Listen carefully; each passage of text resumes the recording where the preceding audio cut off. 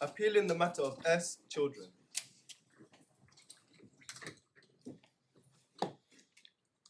Morning, Ms. Guha. Morning. My lords and my lady, I together with Miss Ramadan appear on behalf of the appellant, the mother, on an appeal against the judgment and the findings made by Mr Justice Trowell in a judgment handed down on the 4th of March of this year. Before we start, let's deal with the important question of temperature in court. Yes. How is it for counsel and others who are attending? I'm afraid we've already ventured the fact that we're finding it extremely. Well, would you like to remove your wigs? Would that at least be, that'd be very kind. be some contribution? Thank you very much.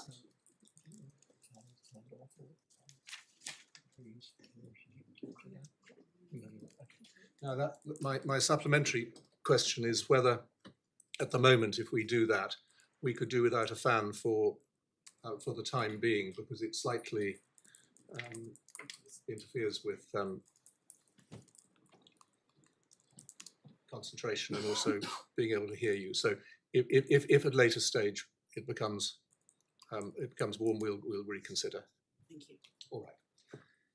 Thank you very much. My learned friends, Professor George of King's Counsel and Ms Dines, appear on behalf of the father, the first respondent. I should have said that my client, the appellant, is viewing this hearing on the YouTube link, and arrangements have been made for a Teams link to be set up for her to be assisted by an interpreter.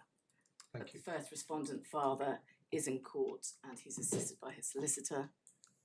The children's guardian is represented by my learned friend, Miss Kelly. Yes. My lord, if I can first deal with some housekeeping matters, because this matter is being live streamed. It's been agreed that all counsel shall endeavour to refer to the key figures in this case as the mother, the father and the stepmother, yes, and to refer to the children as A, the eldest child, and B, the youngest child. Professor George estimates that he'll be approximately 1 hour in submissions, and Miss Kelly estimates that she'll be 20 to 30 minutes. My lords, my lady, I would hope to finish before 1 o'clock, but that is my outside limit, if that's acceptable to the court. Yes. And may I just check that your lordships and your lady have 4 bundles. In fact, there was a 5th slim bundle, a supplementary bundle 2, which contained the position statements of all the parties filed ahead of the fact-finding hearing, the judgment of the Court of Appeal last October, and some supplementary orders that had been missed out from the supplemental bundle. Well, yes, as far as I'm concerned. And I think the only difference in Yes, I have that second supplementary bundle that you've just described, but that brings the total to 4, not 5. and the bundle of authorities. Yes, I'm including that. Yes, So I have core, supplemental, second Sorry. supplemental and authorities. And Yes, that's sorry, 4. that's my fault. I've created a 4th folder for myself. I apologise. good. As the court is aware, this is unusually a second appeal by the appellant in these proceedings. There have been 2 fact-finding hearings, and we would say that there has been a protracted and lamentable history, but the mother's primary objective in this litigation has been to restore her relationship with her children.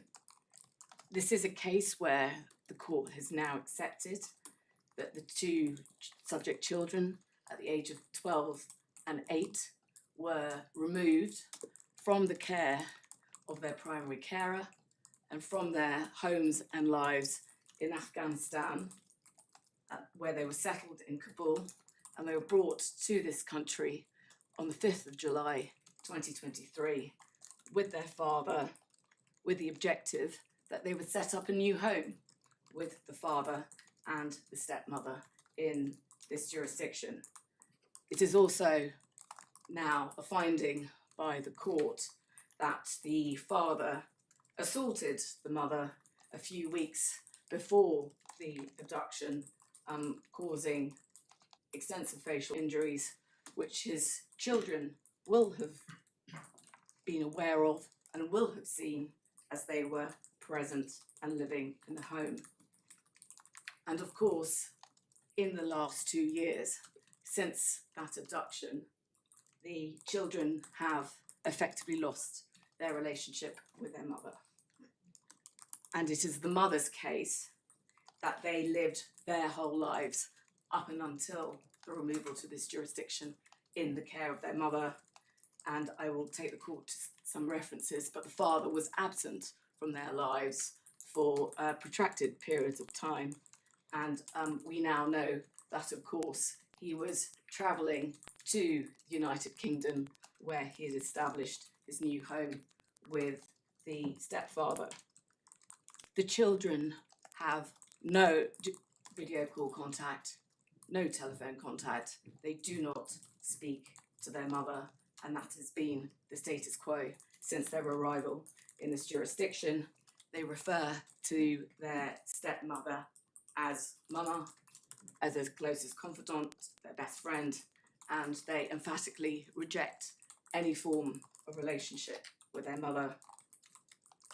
Furthermore, the mother has no prospect of coming to this country to be reunited with her children, and the appellant's case is that the father has ruthlessly exploited that fact.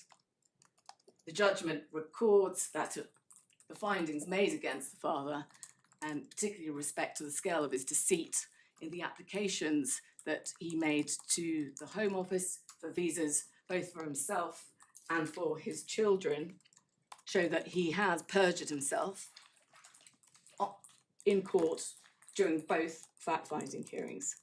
Findings have been made that he's produced forged documents to the Home Office and in these proceedings, and he made fraudulent misrepresentations to obtain the visas. The court will have seen the irretrievable holes in the father's case, because in the witness box during the first fact-finding hearing, he made a surprising revelation that not only did the mother consent to the children's removal to this jurisdiction, but he in fact had always planned to bring the mother to come and live in this jurisdiction. And his evidence effectively was, not only was he going to bring her over, but he was going to set up a home for the mother nearby so that she could enjoy a relationship with her children. The focus of this appeal is that we seek to establish that the learned judge did not reasonably explain or justify his findings, that the father's actions in the abduction can be mitigated in any way.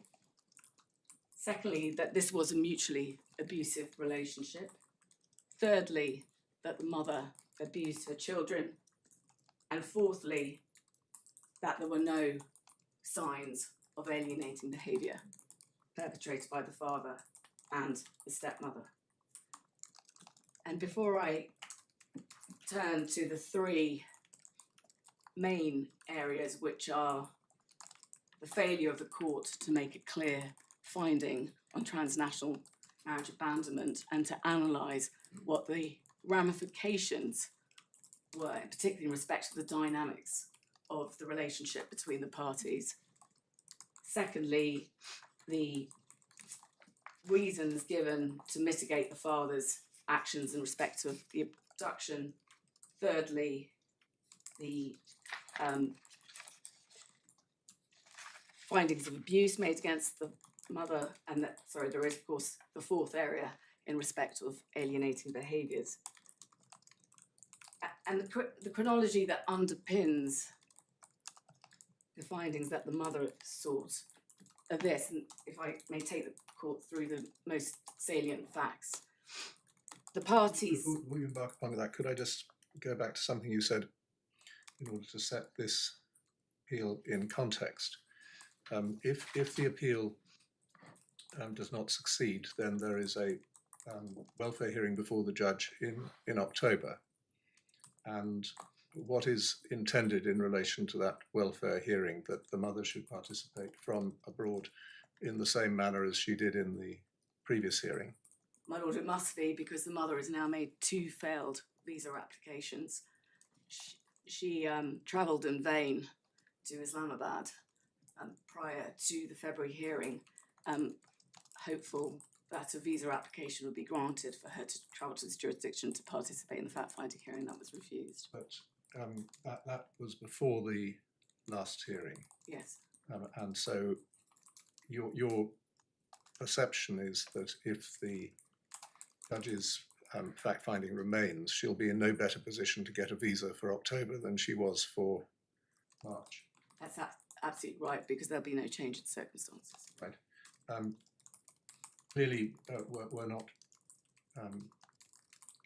concerned with matters of immigration leave, but it's helpful to us to understand how the family proceedings sit within an immigration context.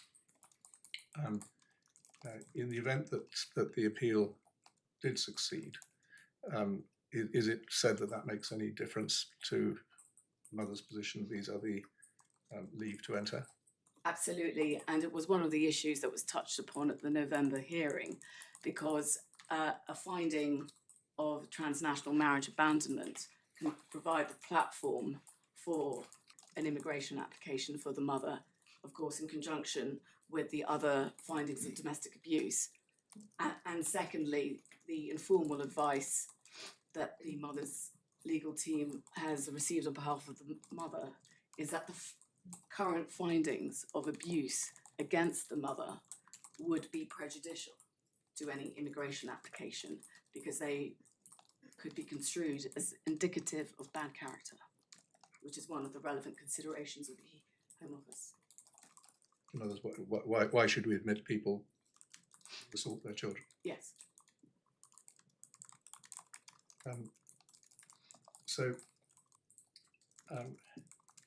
The hearing in October, if the appeal fails, would continue as the first hearing continued. In the event that the appeal was allowed to anything like the extent you indicate, it would remain to be seen whether the mother's position and ability to participate in a future hearing was any different, not a matter for the family court. And similarly, when you said that there's no prospect of reunification, was that posited on the basis that the mother would have no right to come to this country? Yes.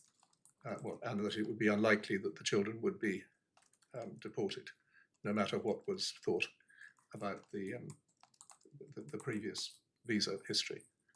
Well, my lord, I think it perhaps speaks for itself that the mother, despite being aware of the fraudulent visa applications since last September, has taken no action in that regard. Well, it might not be a matter for her. Yes, Well, it might. indeed. But what's the position as far as the father is concerned? Because if he is deceived the Home Office, as appears to be the case on the basis of the judge's findings, why is he not at risk of deportation anyway? I suspect he is, but it's not an issue that's been addressed head-on in the family It's proceedings. not one that you're stoking. It's not an issue that's being stoked by the mother, No, no. who accepts the children's interests are better met by being at the moment in this country. But my last question before you move on is to do with the ability of the mother to come to this country, not only to participate in a hearing, but maybe to settle here if that was the only way in which she could continue her relationship with the children. Is that a live issue or not? It is a live issue, but at the moment the mother doesn't not get past first base without a visa. I mean, it might be that somebody in her position would say, well, I can't possibly leave the country of my birth and I would have no way of surviving in this country, so it's not realistic. But that's an open option for her if it wasn't prevented. Absolutely, and she has been consistent in saying that from the outset. And of course, the fallacy of the father's case is that he has claimed from the outset that he was believed that the children should maintain a relationship with their mother. Well, This before we go into the argument about this, I think I just want to amend my note of what you said, which is that there's no prospect of reunification. To say that, maybe more correct would it say there's no current prospect of reunification, and I do stress, probably for the second time, that has no bearing at all upon the appeal.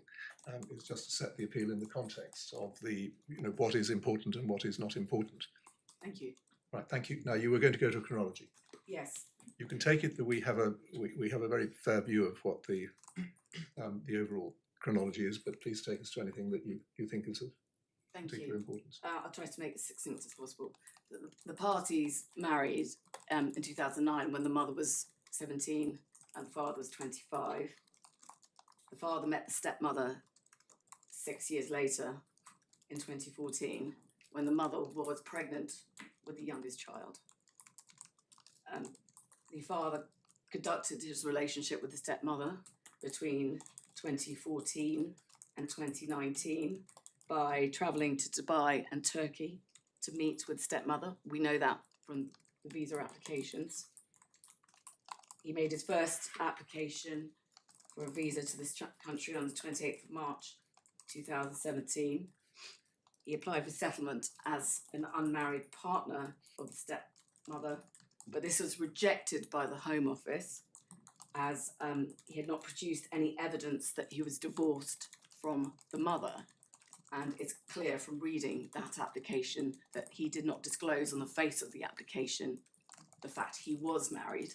So one can infer that the Home Office undertook their own inquiries and established that he was married in Afghanistan.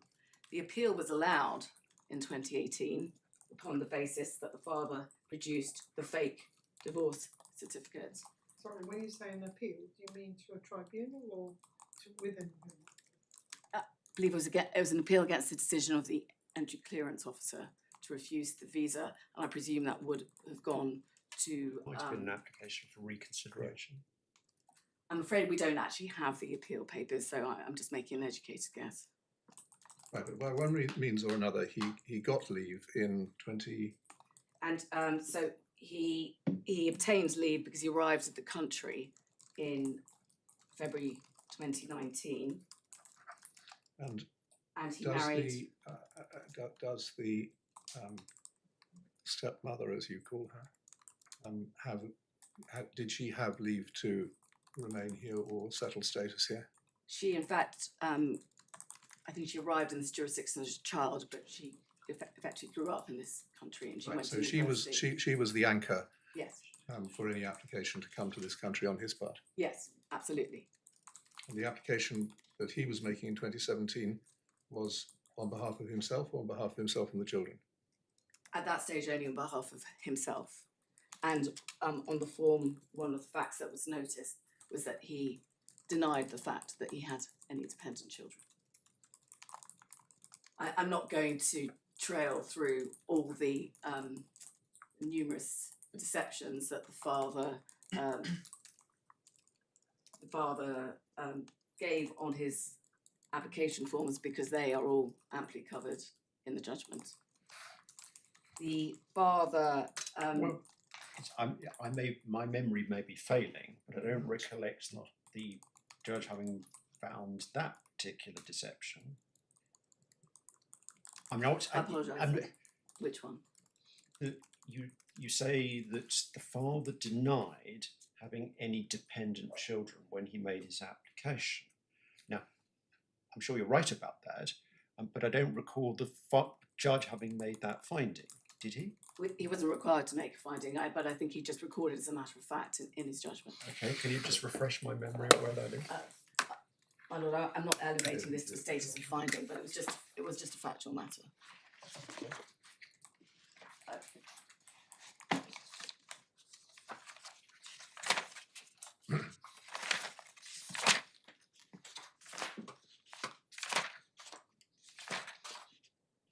Looking at paragraph 30, which seems to say the opposite. But maybe that's a later application. My lord, I can't. Perhaps I'd be grateful to my learned junior if she could find the reference. It certainly was it suddenly was ground traversed in the cross-examination of the father because he was taken through the visa application. It doesn't matter, but Yes. I like my lord, the judge didn't deal in any great detail with these matters, but I think this is the first time that we've been made aware that in making a visa application, he denied the children's existence. Yes, and that may be, of course, material, because if he had admitted on that first application form he was married and that his wife was in Afghanistan and that he had 2 children in Afghanistan, that would have led to obvious inquiries about the basis upon which he was making Well, the visa quite so, application. but that's why I was interested in the point you made about dependent children not being mentioned.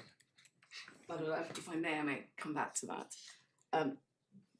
The mother's case is, and this is in her witness statement at paragraph 41 in the supplementary bundle for the court's reference, was that she had believed the father's telling her that he had to leave Kabul because he was under government investigation, and that was his explanation for being absent from Afghanistan for such long periods of time. But what we can see from the visa applications is that he was in England by the 12th of February 2019. He married the stepmother on the 29th of March 2019, and he started cohabiting with her, and they set up a family home.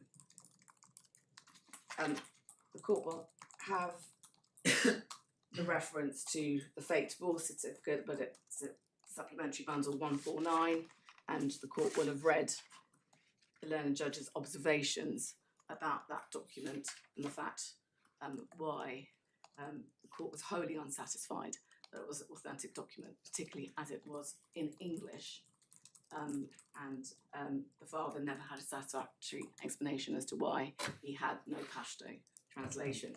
And just to situate the mother in this, at what point is it said that the mother first became aware of the existence of the stepmother? The mother first found out about this at some point in 2020, which is when the father says he also told his children. The fake letter, which purports to be a letter of consent signed by the mother at Supplementary Bundle 165, is dated the 31st of March 2019. The visa applications So say, 2 days after the supposed marriage. yes. Well, that was a genuine marriage that did take place with the stepmother. Right. Yes. So it's accepted that's a genuine marriage. The issue was whether there had been a divorce. Yes, absolutely. And it's now a matter of fact, pursuant to the findings made, that the father and the mother are not divorced. Well, doesn't that follow that it's not a genuine marriage Well- because it's big of us? No, Well, of course, that's why we accept it was genuine in the sense that there was a ceremony. There was an actual and ceremony. there Yes. was, an occasion at the Civil Registry Office, but of course it does raise fundamental questions about the genuineness of I'm sorry, I status of the marriage.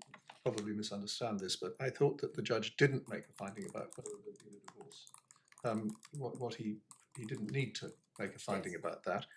What he found was that there was a trail of forgery Yes. and deception surrounding all of this, which may or may not mean that that was not a valid marriage. And of course, for the purpose of these welfare proceedings, that was an avenue of inquiry that the appellant was not required to go down. Yes, my point was not as to what the correct analysis was, but as I understand it, it's implicit in your client's case that the second marriage is not valid. Yes, yes, that must be right. But as yet, there's been no finding on that subject. The father, the immigration applications show that the father was largely based in United Kingdom until the 4th of February 2020. and that he returned to the UK on the 21st of April 2021.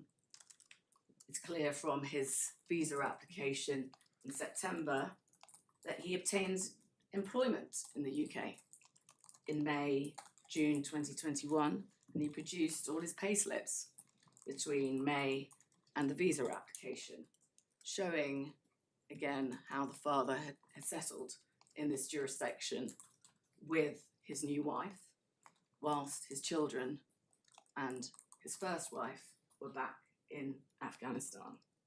And this is entirely consistent with the mother's case, that she was the consistent primary caregiver and the father was rarely at home as he was travelling, or as she believed at the time, was at work.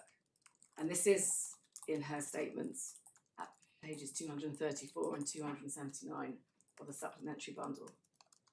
And one of the pivotal dates in this case, which we say the judge failed to refer back to when looking at some of the core findings, was that the father made a visa application for the girls on the 1st of April 2022. Therefore, it is likely that his plan was formulated to remove the children to this jurisdiction without their mother by the very latest in April 2022. And then when we look at what happened in 2022, Presumably that visa application on your case was not known to the mother, yes, and that's common ground that the mother didn't know about that. yes, it was, I think, was accepted by the father in cross-examination at the first trial. Right. And It's that I'm divorced, I've remarried, and I now would like to bring the children from my former marriage to this country. yes, And that application made without the knowledge of the children's mother.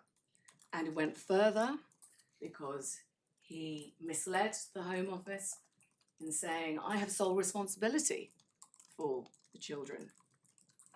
So that's what the judge is referring to at paragraph 30. Yes, That's that later application. yes. And the meaning of that term in immigration law was addressed in closing submissions, but it effectively meant that the mother had abdicated her responsibility for the children, and this was manifested by the father producing the fake letter of consent from the mother, but also lying about the fact that the children lived with their aunt, and that there was a curious letter to the MP based on the information that the stepmother had given, which again pretended that the children lived with their aunt in Kabul. So the stepmother was lobbying the MP. Yes, yes. And she was also complicit in all of this because she was involved in submitting the visa applications and liaising with the father and the immigration solicitors. From 2019, going onwards, in broad terms, particularly if it was common ground, how much time was the father spending in Afghanistan?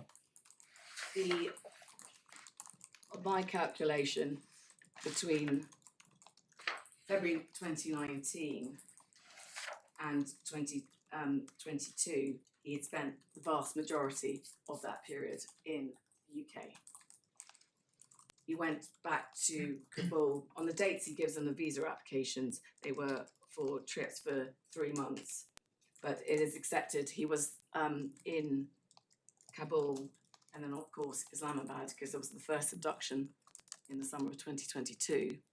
But he was not in the UK for over a year between 2022 and July 2023. Sorry, he was not in the UK. Yes, he was either in Kabul or in Pakistan. But of course, that's highly relevant in looking at what these children's lived experiences were and how we say that narrative has become grossly distorted to provide a platform for the father's case as to why these children have rejected their mother wholesale and are choosing to live with their father and stepmother. The critical dates that I just wanted to take the court through in 2022 is the court did not make a finding on this, and we say that this was wrong because he was invited to. We say there was evidence of another fake document, the fake therapist letter, which is at page 74 of the supplementary bundle. But this date is highly significant as it's the 12th of May 2022, which is, of course, only 5 weeks after the father makes the visa application for his children. And against a background where the father has shown no restraint in producing fake forged documents to government authorities and to the courts. This was particularly important because the mother had herself adduced evidence that the letter was fake because she had gone to the hospital herself. Would you mind, if this is a point of importance, could we situate ourselves in the bundle? Did you say supplementary bundle 74? Yes. It's 79 electronic, but paper copy 74.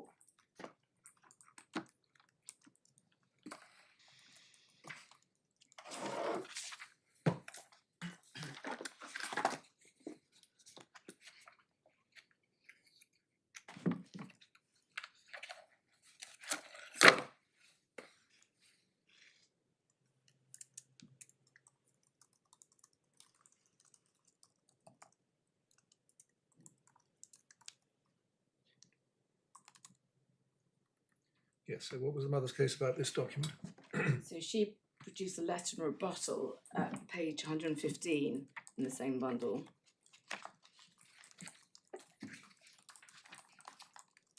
If I could invite the court to read that.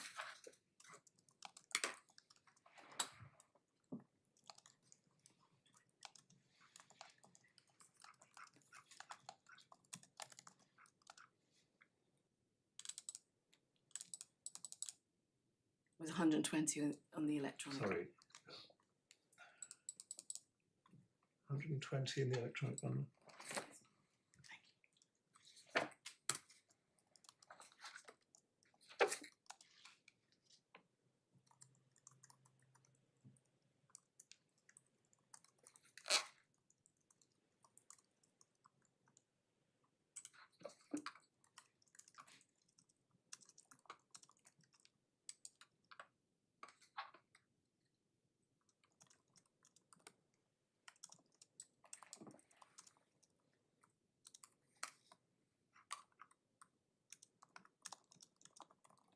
Right, so the judge has 2 letters from the same institute.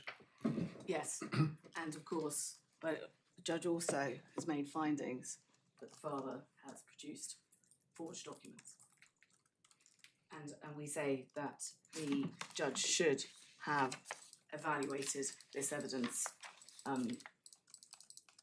when looking at the relevant issues. Also, as the court will have seen, the first morning of the trial was disrupted by the father producing at the door of the court a covert recording of his daughter in support of his allegation that the mother had purportedly attempted to poison him. The date that the father gave for that recording was the 23rd of June 2022. And under cross-examination, he admitted he had made 30 to 40 covert recordings of the mother. Under the limited examination that we permitted of his phone, we could see numerous recordings on the same date and in the proximity of the 23rd of June. And he also made further covert recordings of his children. So we say that pattern of conduct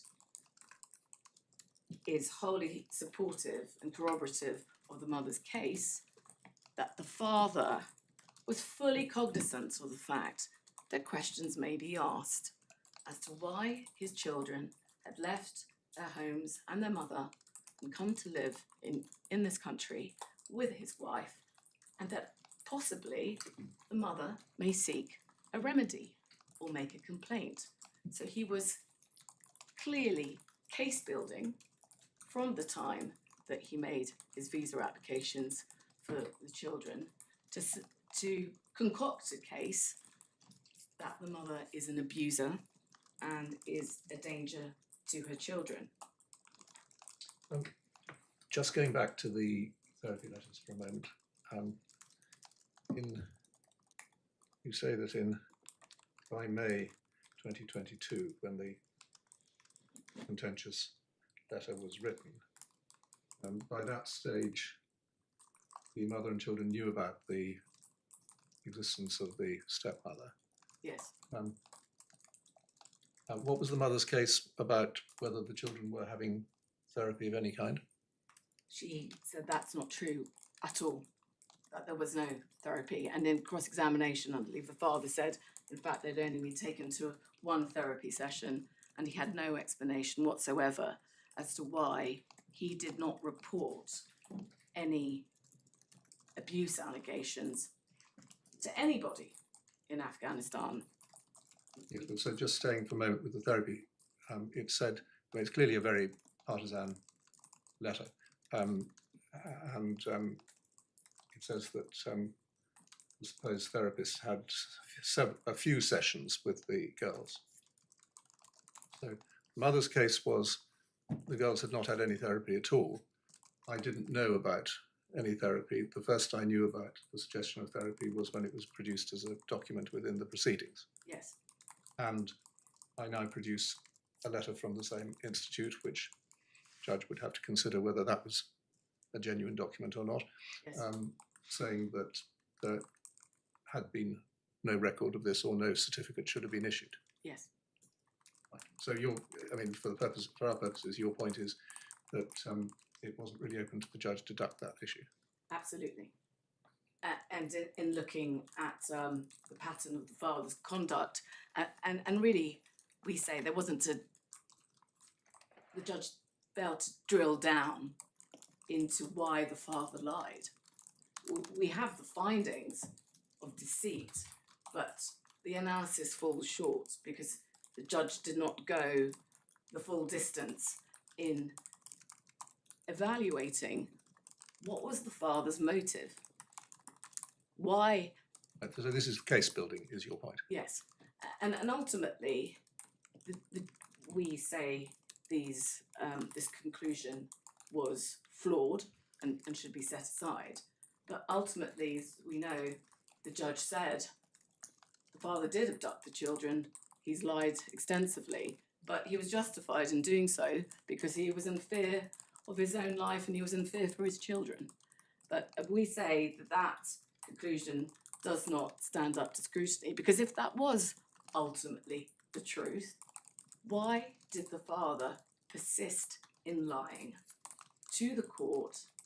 Why did he persist in lying on the witness box? He was directed after the first appeal was granted by the Court of Appeal in August to specifically file a statement addressing the provenance of the divorce certificate and to address the substance of what he said in his visa applications. He had every opportunity to own up to the truth and say, I'm sorry, I lied, but I did this because ultimately I was trying to protect my children and I was doing this for the safety. And there is absolutely no analysis in this judgment as to why the father. That's taking you out of your path at the moment. Yes. The therapy letter of May 2022 was presented to the Home Office. Is that, or was it just presented to the Family Court? Just to the Family Court. It was not contained within the Home Office disclosure. When we're talking about presented to the Family Court, under cover of a statement from the father, Yes.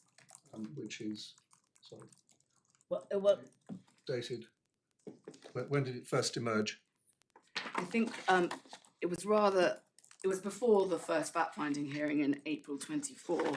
It was the father filed his statement on the 4th of March, he it was 2024. rather unsatisfactory because what happened is he produced the documents at 61 to 82 in the bundle, but then on the 20th of March he provided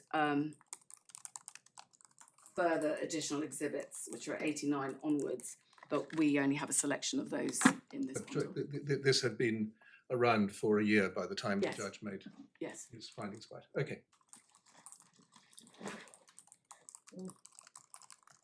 We have the findings that the children were first abducted to Pakistan in the summer of 2022. The plan was foiled because the mother, with the assistance of her cousin, reported the father to the High Commission in Islamabad, and the father was forced to return the children to Kabul at the end of the year. But the letter that was of complaint that was sent, and this is at page 113 of the supplementary bundle. We'll just find the electronic page.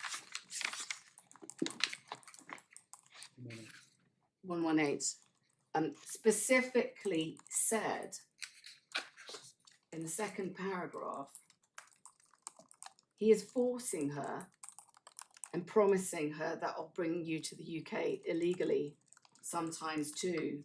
He tell her, even if you don't agree, I will kidnap them and will take them with me to the UK. So that is critical evidence as to the circumstances in which the mother was living in for the year prior to the second abduction.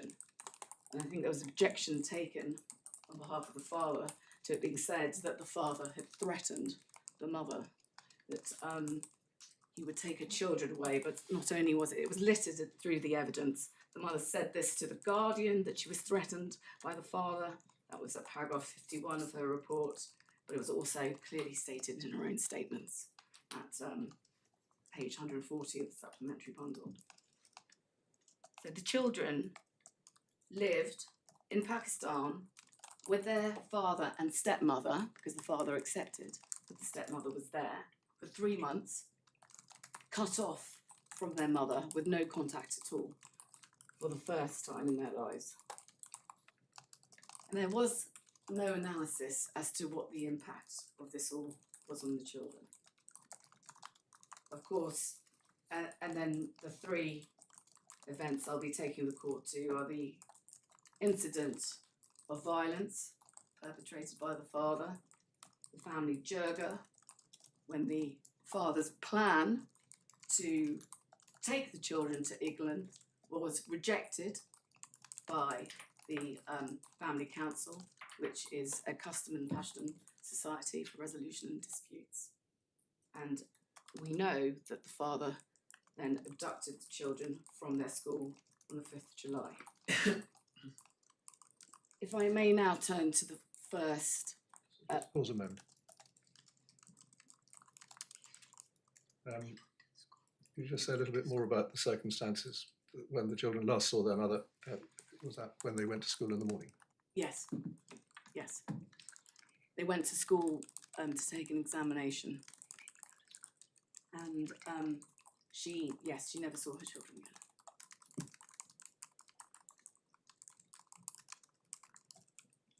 She was not even told where her children were. She did not know that they were in this country.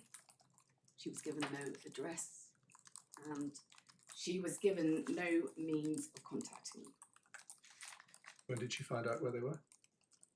Through family inquiries and asking of other people, she eventually found out in August that they were in this jurisdiction. And her case is that the children were able to make a call to her in August, a video call, when she spoke to them for 25 minutes, when they were extremely distressed. And there is actually a still of the photograph that the mother captured when both children were crying, speaking to their mother.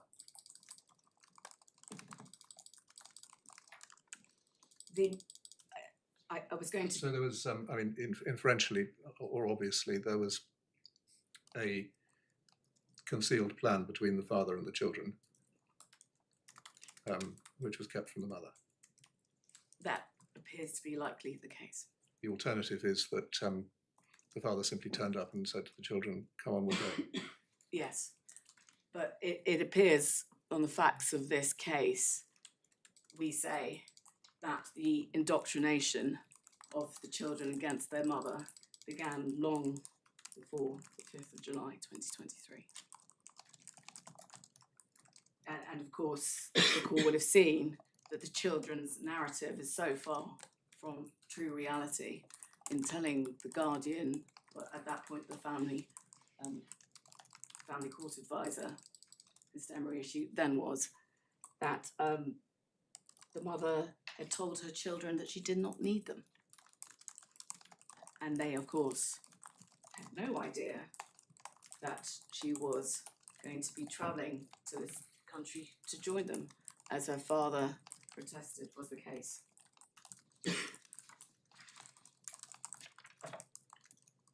So the relevance of the allegation on your case that the father told the children that the mother would be coming. The mother then doesn't come, so the children then consider that the mother doesn't care. Well, I No, think my you lord, said the opposite. it's the opposite. Right, so unpick it and tell me how it works. The children told Miss Demery that their mother did not need them, and I need to, sorry, because I've taken this out of turn, I need to find the specific reference. No, I'm sorry, I'm making a separate point. I think, I'm sorry, I hadn't appreciated you talking about Miss Demery, but I'm concerned with the situation that the evidence showed about the removal of the children from Afghanistan. When the children were removed from Afghanistan, was there any evidence about whether they believed that the mother would be following with them, or did they believe that the mother would not be following with them, or was it not clear? From what they told Miss Demery, it appears that the children believed that their mother would not be following them and that should be remaining in Afghanistan, but that she had made a conscious, deliberate decision that she did not want to be with the children. If I can turn to the first round of appeal, it's slightly out of turn, but I do want to start with the mother's case in respect of transnational marriage abandonment. Sorry, is that ground one? No, I'm saying I am taking it out of turn, but I Sorry, do want you to said start first with ground of appeal, that. so that's what confused me. So actually, it's not the first ground of appeal, although you're taking it first. Yes.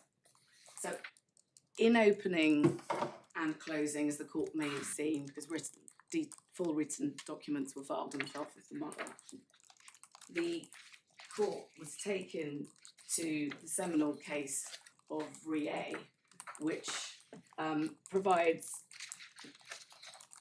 pivotal guidance in understanding what the elements are of this pernicious form of domestic abuse. And if I can ask the court to turn to the bundle of authorities at tab 8 to look at the case of Rie, which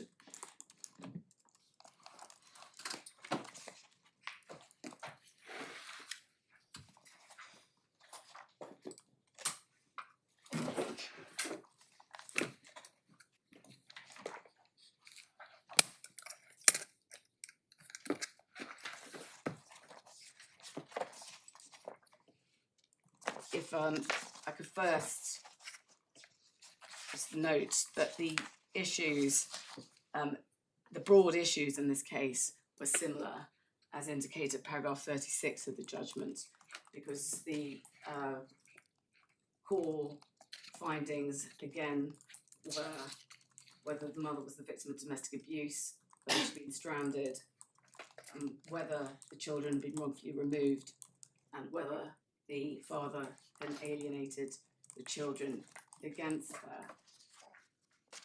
And we say... Just before, we embark on this. There are obviously many permutations, but this was one of the more normal cases of this kind where there had been a marriage in this country with one parent, with the mother being brought over to marry. The marriage hadn't gone well, and the father then took the mother back to Pakistan, as it happens, and abandoned her there so that she had no way of getting back to England and seeing the children. It was that form of... Absolutely.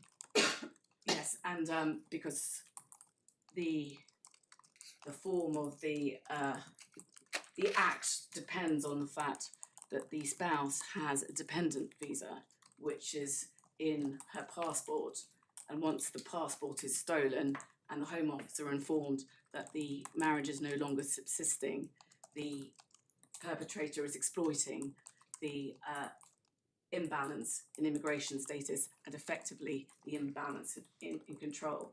But one of the issues in this case was that the judge found that the father had stolen the mother's passport, but had said because the mother had a remedy in that she could go to the British High Commission to get a replacement visa or the passport. And I'm talking, when I say this case, I mean Rie, of course, that the judge at first instance had said, well, that doesn't fit the concept of stranding because she had a remedy.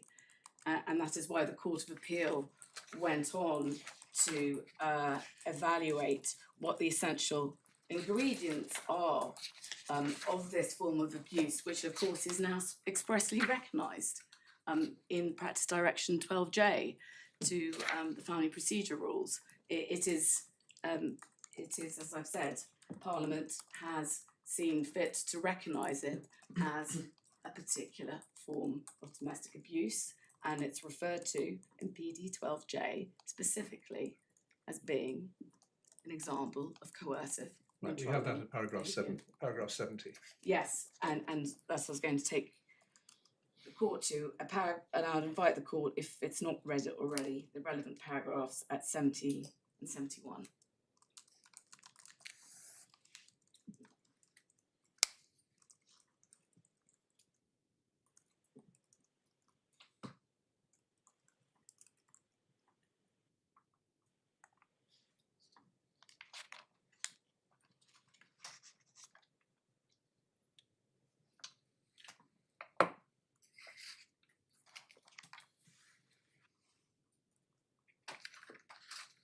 The learned judge was taken to this passage, as I've already said, both in opening and closing, and we say that it was the cornerstone of this case also. I think it has to be accepted that all the findings overlap and they interweave with each other. And what the judge failed to do in this case is evaluate what was the balance of control between these parties. And we say this case squarely falls within the concept of transnational marriage abandonment, because the key act here was by the father making the visa applications with the mother, without the mother's consent, on a fraudulent basis, saying that he had sole responsibility, and by executing his plan to bring the children without their mother to set up a new life with his new wife, together with the clandestine removal on the 5th of July, that overwhelmingly establishes the case of transnational. I understand it. marriage. You're not. Your primary case is that there was no reason at all why, having made these findings, the judge shouldn't have called them what they are, which is transnational marriage abandonment. But it wouldn't matter if he had not used that form of words, provided he'd recognised that this was severe domestic abuse. Yes, and also gone on to evaluate, as I've already said, what was the balance of control between these parties. because that obviously permeates through to looking at the issues in respect of the abuse allegations, but also the allegations of alienating behaviours. Because understanding that the father had all the power and the mother had no agency was highly critical in his evaluation. And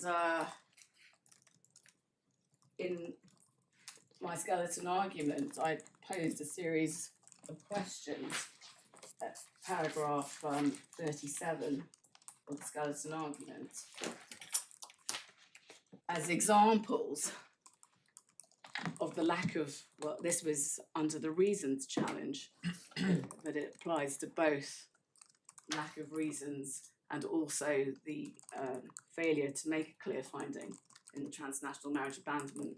But these are examples of why the analysis falls short, because these were the obvious questions that the court should have turned its mind to in understanding why the father had behaved in the way that he had. And of course, it didn't just stop at the fact that he had lied extensively. His lies were highly material to the question as to whether he had fabricated abuse allegations and perpetrated alienating behaviours. And simply giving Luca's direction was not sufficient. As part and parcel of that is examining whether the father in fact had realised his guilt and understood the implications of the truth, and that is why he continued to perpetuate those lies. I mean, as it seems to me, not expressing a view about whether you're right or not, you've expressed the finding about consent and abduction and abandonment as being the cornerstone of the situation that the judge was investigating. And the submission that you're making now is that the judge, to a degree, identified the cornerstone, but he didn't appreciate its significance. Yes, and that was the essence of what this fact-finding hearing was intended to be. And because if the mother's case had been accepted in respect of all the findings, the focus would then move to, is the father able now to ameliorate the harm that has been inflicted on the children? Is he willing to finally do as he says and restore the relationship between the children and their mother? And that should be the focus of the welfare hearing, we say. But simply making a finding that the children had been abducted and the father had lied about the mother's consent, and that there was a serious incident of domestic abuse, really falls short. And when we look at how the judge addressed this issue in his judgment, it's at paragraphs 51 and 52.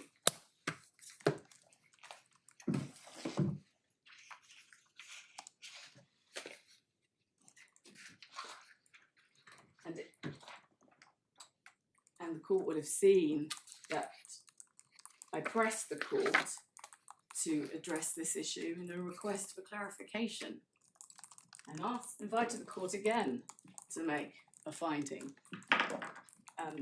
to give reasons as to whether a finding was made or not in respect of transnational marriage abandonment. And what appears at the beginning of paragraph 52 is that the judge misunderstood that it was a label that was somehow thought to be important, but we were not seeking a finding on a perfunctory basis, because we say it was of cardinal importance to understand and evaluate the imbalance of power and control in this case. And typically, the damaging effects of an abduction are readily understood, but we say the pernicious impact of transnational marriage abandonment goes much further, because it is a deliberate act to permanently sever, designed to permanently sever the relationship between their children and their mother, where the father was patently understood that the prospects of the mother coming to this country were non-existent or negligible. And his desire has played out over the last 2 years, because the children have lost their mother. And the question is now whether that relationship can be repaired.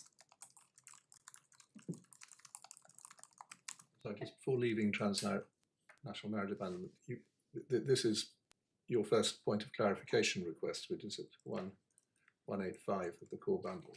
Yes. And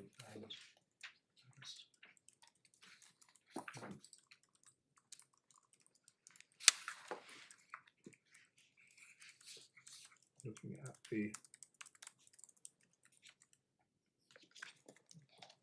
then the response is at 48, 3A.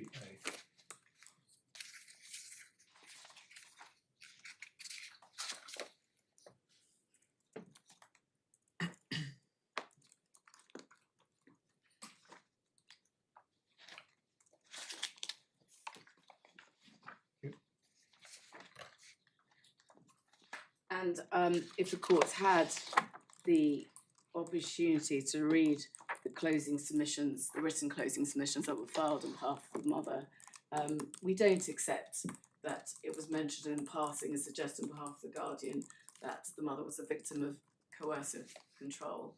This was the bedrock of the mother's case, and it was clearly explained. Sorry, I'm apologise for being very slow and never having dealt with one of these cases before. This is all a bit new to me. But I wonder if there's, and this is not necessarily a point against you, it may even be a point for you, I don't know. But I wonder if there's something going on here which the language is getting in the way of. Because you've used this expression transnational marriage abandonment, which is not one that I'd encountered before. But that suggests, the label suggests that the vice is the effect on the spouse. Whereas what you are really getting at, as your request for clarification made clear, was this is all about the relationship between the parent and the children.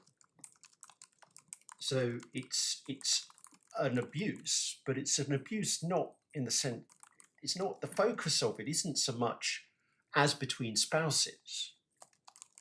It's an abuse in terms of between the effect on the other parent and her children. So, and that's not in any sense to minimise the objection. In a sense, it could be said to be a more powerful objection.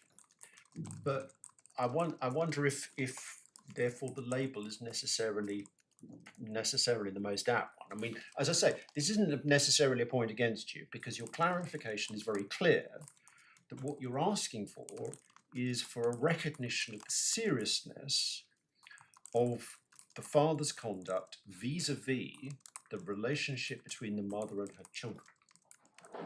Well, my lord, firstly, I would say that it extends to both. It extends to the relationship between the adults as well as the relationship between the mother and her children, and that's enshrined within the definition, the guidance given by the Court of Appeal in Re A. But you made an important point earlier in your submissions, which is the whole purpose of this exercise is to provide a foundation for the welfare analysis. The welfare analysis is all about the best interests of the children. Yes. And that's the real gravamen here, as your request for clarification makes abundantly clear, which is what's been the impact on the children? Yes. And as you just graphically put it, you say the father has deliberately severed their relationship with their mother. Yes. And marriage abandonment doesn't quite capture that, does it? I mean, No, my lord. Yes, I think in a sense, it's more serious. yes. I mean, the other terms that are sometimes used are stranding or abandonment, but I would say that it's intended to be wide, non-exhaustive, and I respectfully submit that the Court of Appeal have encapsulated it extremely well and distilled the essential ingredients with immense clarity in the case of Rie. And I think you leave hanging in the air the rhetorical question, why on earth would the judge not name it for what it is? And if he wasn't going to name it for what it is, then at least name it Yes, yes, as being serious, yeah, both for the wife and for the children.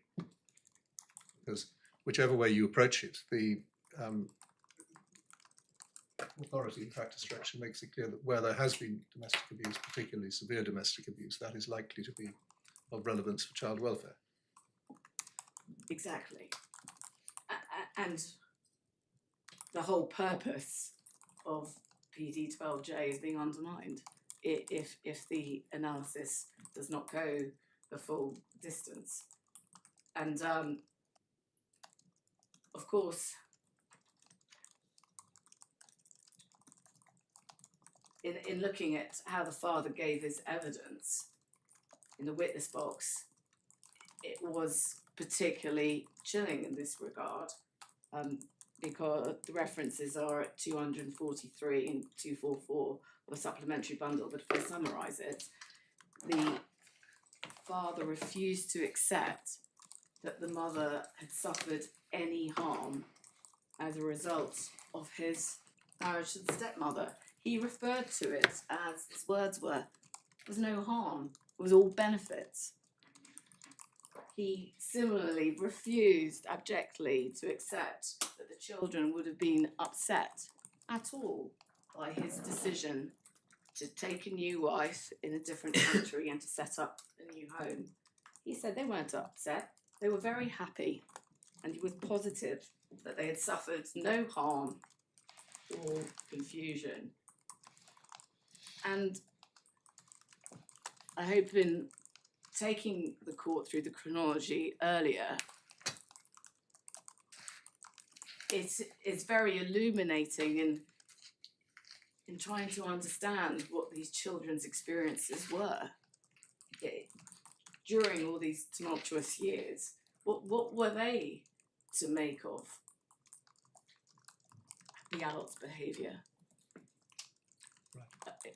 And how does that compare to the narrative that they are rigidly adhering to now? Another aspect of the father's evidence at page 270 of the supplementary bundle was highly revealing. When under cross-examination, the father said, the children can have a relationship with their mother under my control.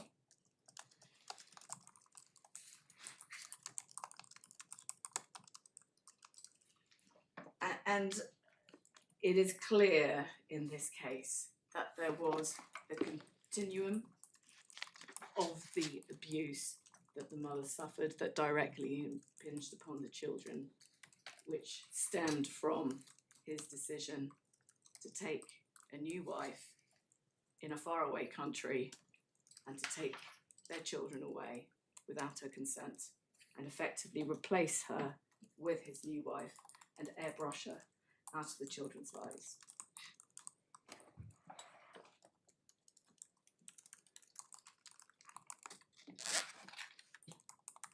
And if I just can touch upon the judge's analysis in respect of the findings of domestic abuse, which is at paragraph 60 onwards. Of course, we say that was a sound finding, and the judge was right to say that this assault took place on in June, a few weeks before the abduction, and the court may have seen the photograph of the mother's injuries, which the judge accepted was an authentic photograph, and that is at page 49 of the supplementary bundle.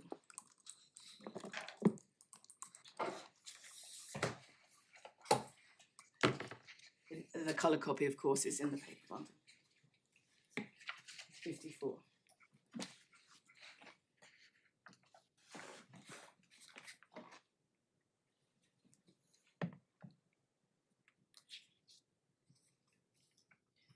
How does this link in? Because it's not one of your grounds of appeal that the judge should have made more findings of fact about abuse of the mother by the father. No, but we say in his evaluation of the whole case, in the way that the findings. Yes, so it's not a discrete. No. I mean, you're saying that the judge ought to have been cognizant of the conditions in which the mother was living, but you're not making a particular complaint that he should have made a general finding of other forms of behaviour of this kind. Well, my lord, we do say that the judge should have undertaken more extensive analysis and seeing whether this piece of the jigsaw. We've been on ground 3 to a large extent recently. Which of your grounds of appeal is this one pursuing? Because you have other arguments. Well, my lord, I was just going to touch upon this briefly because we say it was just to underline the fact that where the judge goes on to look at the nature of the mother and in saying that she had a violent nature and this was a mutually abusive relationship. Well, I think the overall point, which certainly speaking for myself I get, is that there's analysis of what the mother's like in this judgment, but there's no analysis of what the father's like. Yes.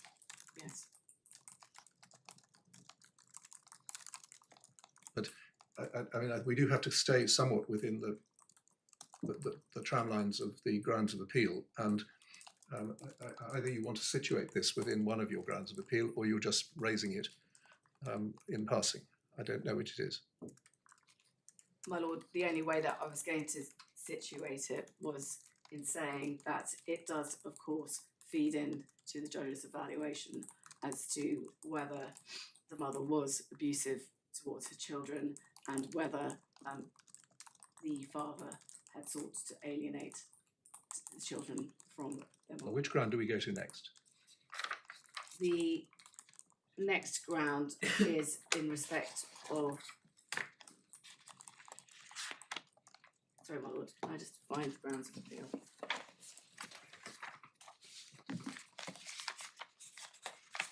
In respect of the removal. Could we ask to That have was ground 2. Sorry, we'll have the fan turned on at this point, and you'll turn the volume up accordingly, please. The second ground of appeal, my lord, is where I'm moving to next. Ground 2. And ground 1 is really encompassed in your paragraph 37 of your skeleton argument, Yes. isn't it? Which Yes. is not putting it all together. So, the court has understood the key findings that were made in this regard, and I've already made the points in respect of there being a deficient analysis of what the father's intentions were in when he executed his plan to abduct the children in 2022. This is paragraph 50 of the judgment that you 2023. complain about.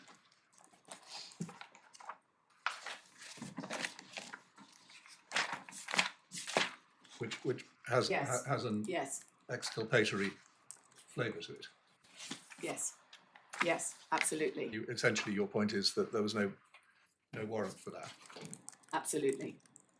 And it has been addressed fully in the skeleton argument, but if I just take the key points. Firstly, there's no analysis at all as to what the impact of the abductions were on the children. They're in saying that the father was in fear of his own safety. There was no analysis of facts on the ground as to, even though saying that he was going to claim asylum to the Guardian, and also during the first fact-finding hearing, he never actually did. There was no granular evidence at all before the court to sustain his case that his life was in danger. There was no precipitating event at all that took place in 2022 and 2023. The father simply said, the Taliban are in power. I previously worked in the logistics position for Mercy Corps for the US government. That employment ceased in 2009, 15 years prior to the abduction. But there was not one single example given. For example, I was taken in for questioning, I was apprehended by the police, I was wrongly accused of X. During the up-teen times that I was travelling in and out of Afghanistan, that I was stopped at the airport, and I therefore was in fear, somehow in fear of persecution. None of that evidence. How is we read paragraph 50? There's a sentence. There's then a sentence in brackets, and then there's a sentence without, which is just a phrase. Are we to read it that after the mother's consent there should be a comma rather than a full stop? I saw that sentence as following on from the sentence in brackets, that Well, it's very unlikely to be an unbracketed sentence. It's more likely qualifying the first line, wrongfully removed, qualifying, it's describing removing in the sense, wrongfully removed in the sense of removing without consent. Yes. And I think I've already covered most of these points already, but the father's actions did not corroborate his case that he had genuine fear or anxiety of the children being in the care of their mother. He effectively left them in the care of their mother while he set up a new life. But the judge is highlighting in the last sentence of the motives. Since we're not, that wasn't the father's case. The father's case was that the mother agreed to Yes, them coming, not that he was rescuing them. yes, precisely. Yes. Well, I'll now move on to round 4 in respect of the abuse findings that were made against the mother. It's important to highlight that the two key incidents that the father was seeking findings on in respect to physical abuse, which if I can refer to as the wrist injury and the forehead injury. What the particular wrist injury was rejected by... We have the wrist injury, the forehead injury, and the poisoning. Yes. And then there were comments made by the children during their first interview with the Guardian, when they were both together, which included the trip to the bakery and the pulling of hair. And in respect of the latter two, they were not in the schedule of allegations, they were not put to the mother in questioning. The court heard no direct evidence from any of either of the parties or the stepmother in respect of the latter incidents, and all it had was this very brief reporting within the Guardian's report. But I'll go on to look at the detail of it. And that is significant when looking at the status of these findings, because they were not based on adverse credibility findings against the mother, because there was no evidence given by the mother about this in the witness box, because it wasn't not put to her. If I can start with the fact, with how the judge relied upon the Guardian's view of the veracity of these allegations, as the court would have gathered, it had never been anticipated by anyone that the Guardian would give evidence at this fact-finding hearing. It was the case management decision in November 24 that the only three witnesses would be the parties and the stepmother.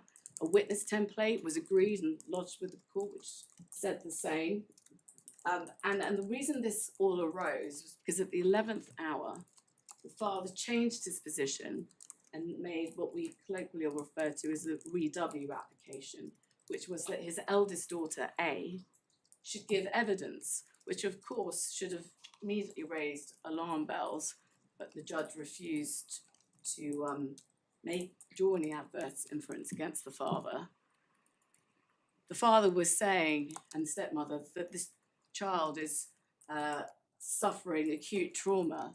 She has vivid nightmares and flashbacks about her mother, to the extent that we've taken her to therapy with CAMS since November.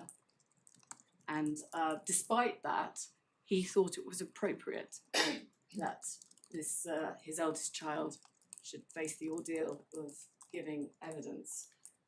And you'll have seen that as a result of the judge's refusal of that application, he was anticipating, really as a formality, for the Guardian to be called to speak to the accuracy of what was reported in the position statement. Why? I don't understand that, because the normal rule with any witness statement is if it's not challenged, the witness doesn't need to be called. Well, my lord, in retrospect, if I had understood what was then going to develop, yes, one could say the benefit of hindsight, a formal objection to this course should have been taken. But ultimately, I'm going to focus upon what the judge's reliance on that evidence was and whether that was a proper course to take. The Guardian gave evidence for an hour and 20 minutes, despite this having been envisaged as a formality. If the court's read the transcript of her evidence, you can see that she was essentially being asked to proffer a view as to the veracity of what the children told her, which was an improper exercise. The judge at one point intervened and said, well, it is not your role, it's my role.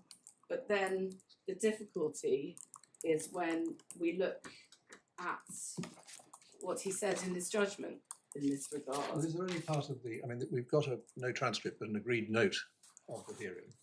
Is there any part of the Guardian's evidence that you want to take us to make good these points? But Yeah, just on that point, sorry, I know this is not strictly relevant, but I was alarmed when I saw that there was no transcript because the quality of the recording was too poor. Are you able to enlighten the court as to how on earth that came about? Where was the hearing? It was in the Royal Courts of Justice, and it has placed, I would say placed the appellant, if not all the parties, at a real disadvantage. Sorry, Because, where in the RCJ? in the Was this Queen's Building. Sorry? In the Queen's Building. Queen's Building. What's going on in the Queen's Building that they can't take a proper recording? I'm afraid it's not the first time either. In the first I'm appeal. shocked to hear that. Yes, I'm afraid in this case it's the second time it's happened, because when we tried to obtain a transcript from the February hearing, only part of the evidence could be transcribed. So this is the second time a solicitor's note of the evidence has had to be agreed. That's really quite shocking. Yes. All right.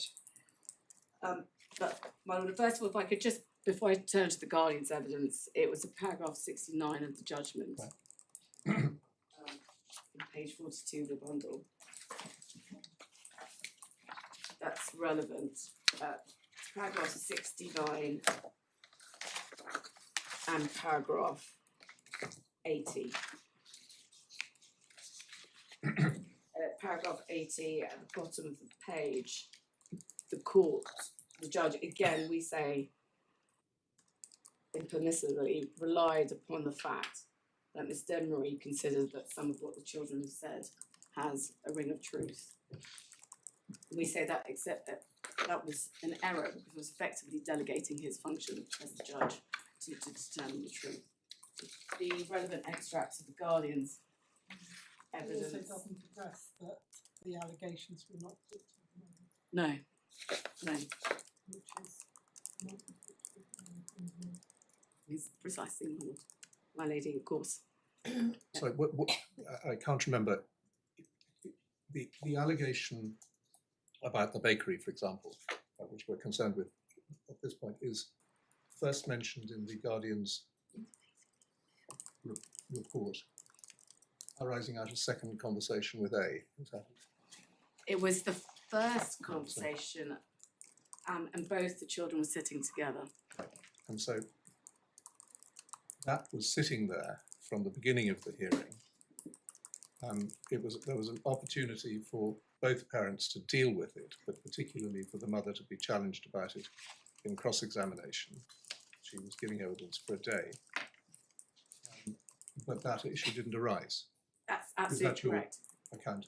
In fact, the wrist injury was not put to the mother clearly either as an allegation of inflicted injury, but I did cross-examine the father about it, and I did cross-examine him about the forehead allegation. The forehead allegation was also not put to the mother, nor was the bakery incident, and nor was the pulling of hair in the context. And none of the context or timing was before the court. Most of these were bare allegations without any detail or context. So I'm a bit puzzled by this. So it's one thing for bakery incident not to be put to the mother, and I appreciate that's a point you make. And but you tell us that the wrist and forehead incidents weren't put to the mother in cross-examination either. Well, But surely the that's wrist- fundamental. Exactly. The wrist injury was put to her, but not in the sense that this is part of the difficulty, how Well, nebulous sorry, either it was put or it wasn't put. I don't Can I understand the take halfway can I house. take it in sequence, because there is a chronology here. What would normally happen in these cases is that a party, it's incumbent on a party to clearly spell out their case in a schedule of allegations. Sure. It may assist if I take the court to that firstly, Okay. which is in the supplementary bundle.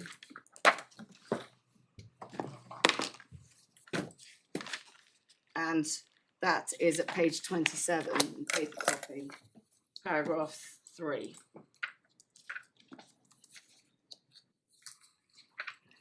Electronic page 31.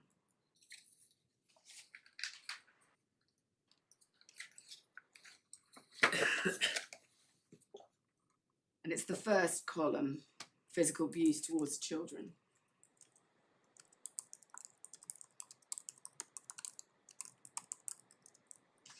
Could you give another page number for me, please? We're in the supplemental bundle. 31, electronic page. What document are you taking us to? This is the father's Scott schedule of allegations. Well, I'm not in that document at the moment. Wait a moment. In the supplementary bundle model.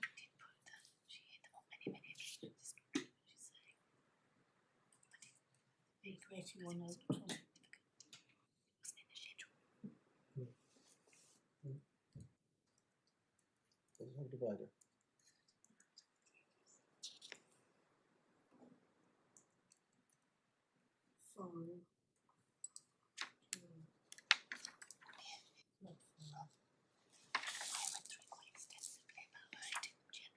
sorry, just at this point, the situation has broken down at my end.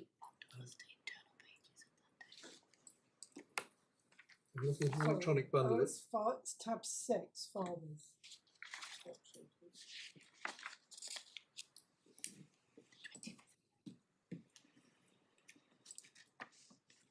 It's very odd.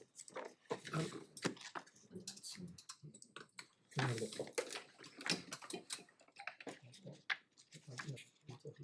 This is supplementary. There's different sequential numbers. So, no, that could be in section B, starting with scope 4. Thank you very much. I've found it. So it's clear what the father's attempting to suggest. He's in turn saying that the mother physically abused the children, but then there's a lack. Clearly saying No, there's a lack of clarity with what's said underneath. List. Yes. It's not saying that. Exactly. It's not clearly saying that. And that is why I ensured that when I cross-examined the father, I required him to state in clear terms what his case was in respect of this, and I'll take the court to that shortly. And he said loudly and clearly, the mother pushed my daughter deliberately to fall onto a sharp object, and that is what caused these injuries that I've produced photographs of. And that was unmistakably his case. If I can take the court to how the case was put to the mother in cross-examination of physical abuse, it starts at 212 of the core bundle. And the court may just want to read through that from 212 to the top of 214.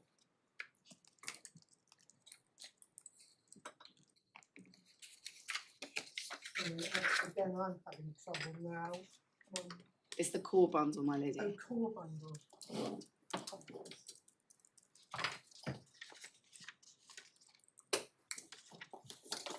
Right. The order of witnesses was what, mother, father, guardian, Yes. and then mother, father, stepmother, guardian, or Sorry, the guardian was interposed whilst the father was giving evidence. So it was mother, beginning of father, father was being cross-examined, guardian, conclusion of cross-examination, father, and then the stepmother. right. So for our purposes, however, the mother had finished giving her evidence before the guardian gave it. Yes. So you're on page 200 and 12 in the core bundle, and it may assist the court to read through from really, well, it really starts at 213.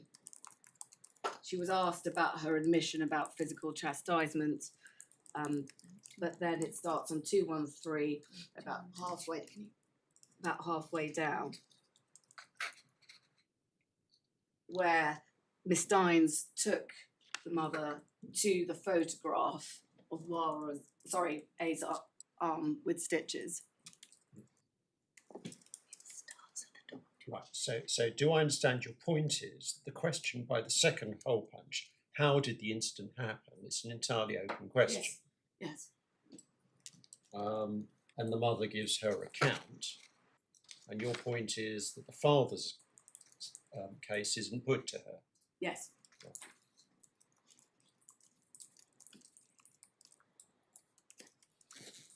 And then if I could take you to how the father dealt with this in cross-examination. It's at... What? And I take it that objection was raised in closing submission?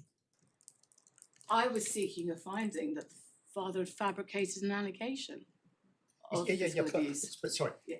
the normal way it goes Yeah. At a trial is that if something is not put in cross-examination, in closing submissions, counsel says, well, that can't be pursued because it wasn't put. Well, that was an obvious point, my lord, but it had a different dimension in this case because it was part and parcel of the evidence of alienating behaviours that the father. So did you raise the objection or did you not? In closing I would have to look through my. I think we next need to go, don't we, to the passage in the father's evidence where you cross-examined him. Yes, that's right. Just so Yes. we've got a list of Yes. references. Where is that? It's at 261.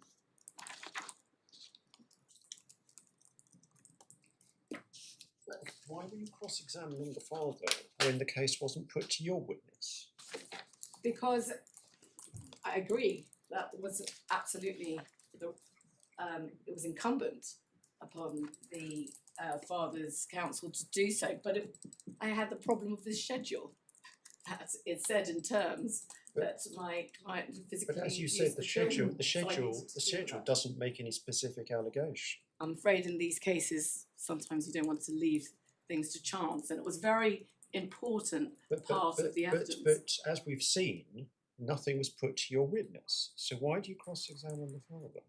Because you're then opening it up again. Because it was critical evidence as how to what the father said his daughter had alleged. My point is this: I mean, I don't know if it works any different in the family court, but in a civil case, you've waived the objection. As soon as you cross-examine the father on this, you waive the objection that it's not been put to your witness, given that your witness went first. If it had been the other way around, it'd been a different story. But your witness went first, it wasn't put to your witness, and you could have just said, fine, that's the end of that, not put, end of. But you put it to the father, so you're opening up it again, so you can't then take the objection. But the judge did not make a finding that this was a deliberate injury. So, my lord, that I don't think that comes into play in this appeal. And it was. But that's a separate point. Yes. That's a separate point. But my lord, it was a hugely critical piece of evidence. The father had put in 2 photographs of this injury, had put in a schedule which was ambiguous in terms of what it was seeking, and it is very illustrative what the father says in the witness box at 261, because halfway down the page. Careful how you're reading. Yes, right. So the father's case was, my daughter told me that mother had pushed her and that had caused this injury. I believe my daughter, and therefore that's what must have happened. And of course, why that was so difficult for the father is because that's not what the A had in fact told the guardian when she had raised this issue and shown the guardian the scar. And I should take the court to that reference, which is will be in the supplementary bundle.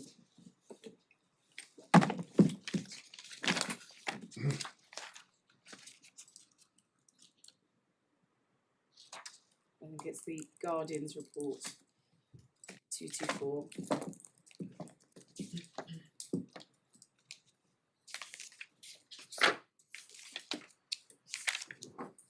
It is at 229, the supplementary bundle, paragraph 21.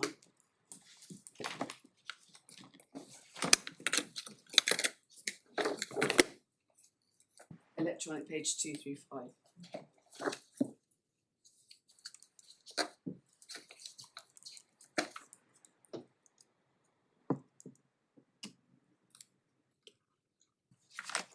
Which paragraph is it? 21. 21. Oh, right, it's on this.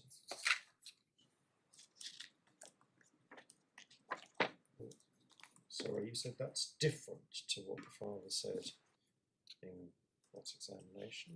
Yes, because what the child says, if you read over the page, is that she was trying to get away from her mother and she fell. Right, I see.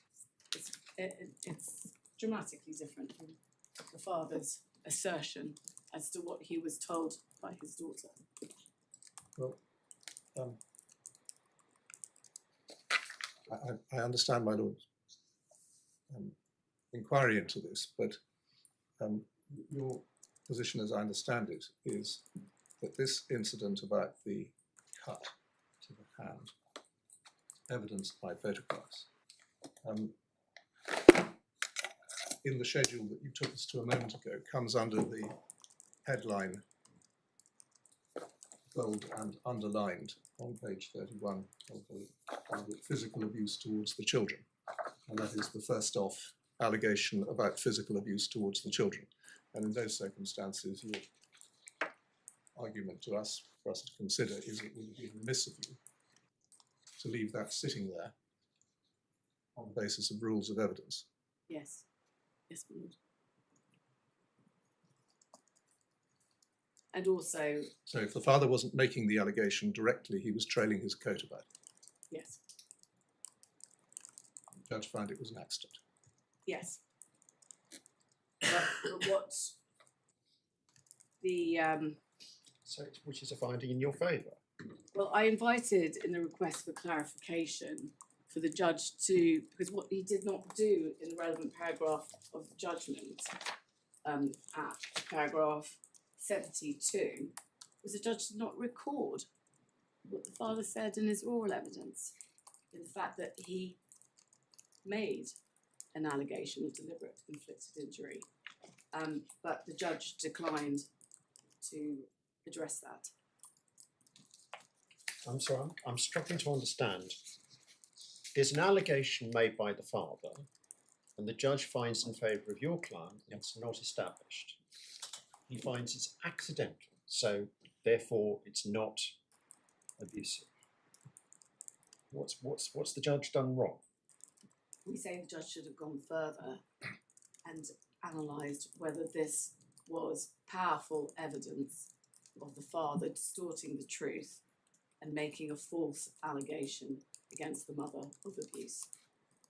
Ultimately, there was another important piece of the jigsaw, was that in his own statement of evidence, he had said that this was an example of the mother's carelessness. So how does it come about that that case evolves from a written statement of evidence saying my daughter sustained this ghastly injury to her wrists due to the mother's carelessness, to him saying in the witness box, the mother deliberately pushed my daughter, resulting in this injury. But he records that. He's 72. He says that in the first statement it was an allegation of carelessness. My lord, but he does not record the fact what the father said in the witness box.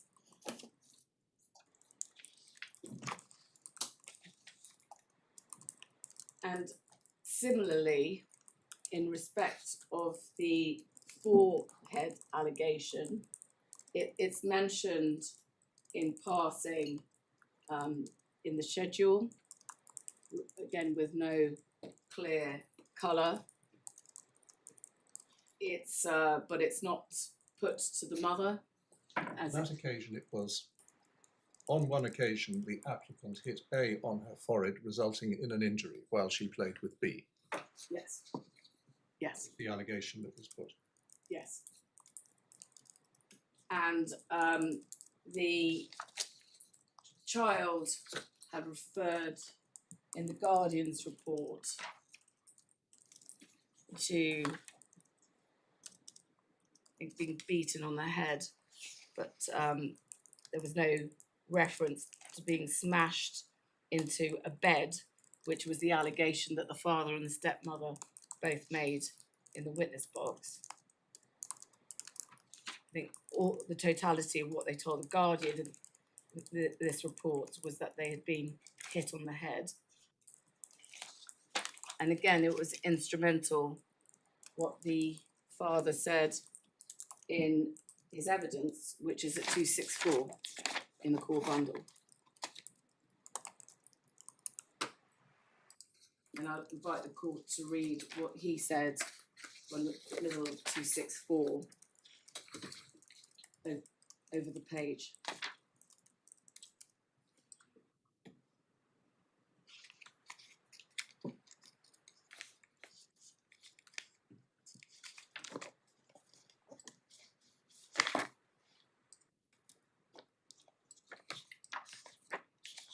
a similar incident of chasing and injury alleged. No date Yes, no date, and no injury evidenced. no. And the stepmother also made the allegation in her evidence at the bottom of page 285. And the father could not even give a consistent account as to when he says he saw this significant scar on his daughter, whether it was in Islamabad at some unspecified point in 2022, or whether it was after his children's arrival in this country in the summer of 2023.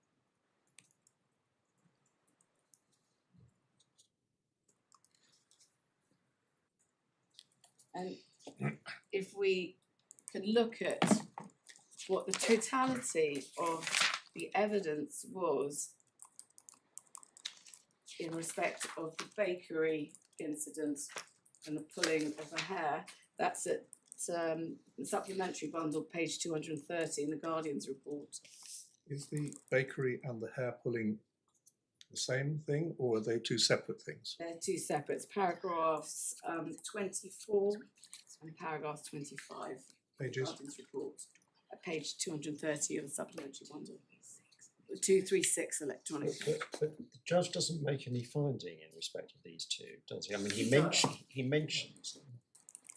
There are findings, my lord. Where is that? Where does he find them established? It is at 80? yes, thank you. Paragraph 80 of the judgment. Let's see, right. Last sentence, yeah.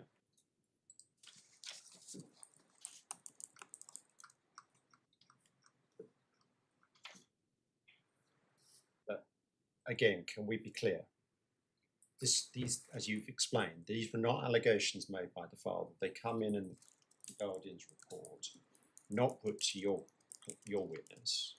Did you cross-examine the father about these two incidents? No, and they were not in the schedule of findings. Right, so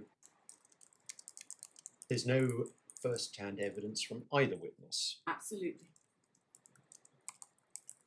And the sum total of what the judge was able to rely upon is contained in those few lines at paragraphs 24 and 25. Sorry, I'm just losing the connections here.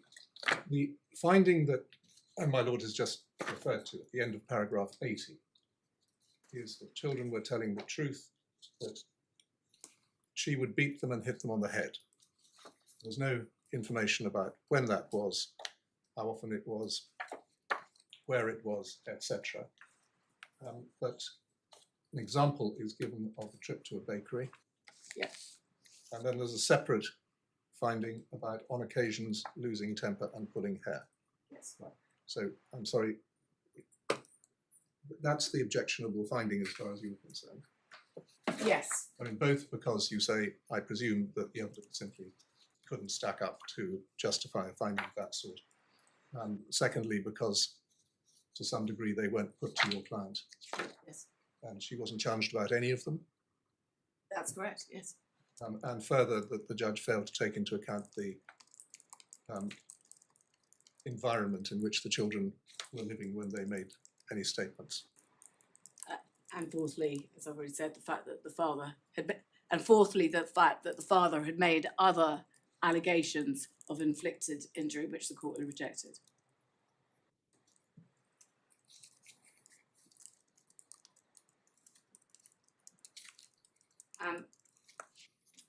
And the court asked earlier to whether I wanted to refer to the Guardian's evidence, and that is in the core bundle at 243 and 245.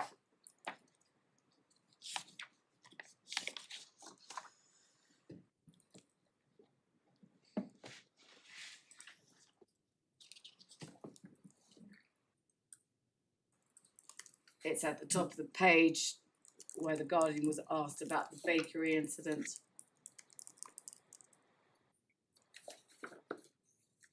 Sorry, what bundle are we in here? Core bundle.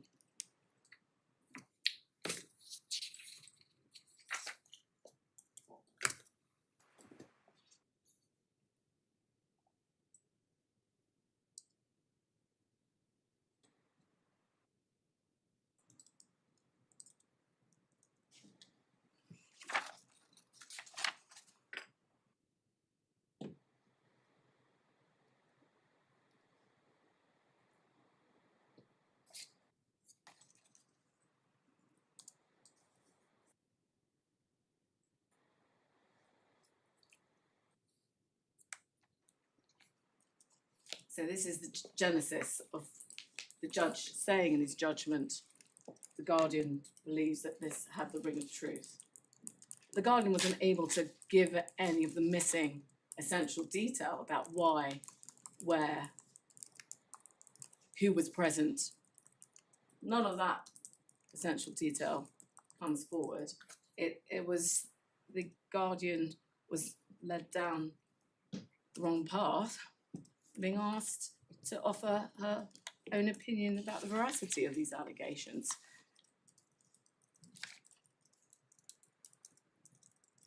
And that's repeated at the top of 245. Why wasn't this cross-examination objected to?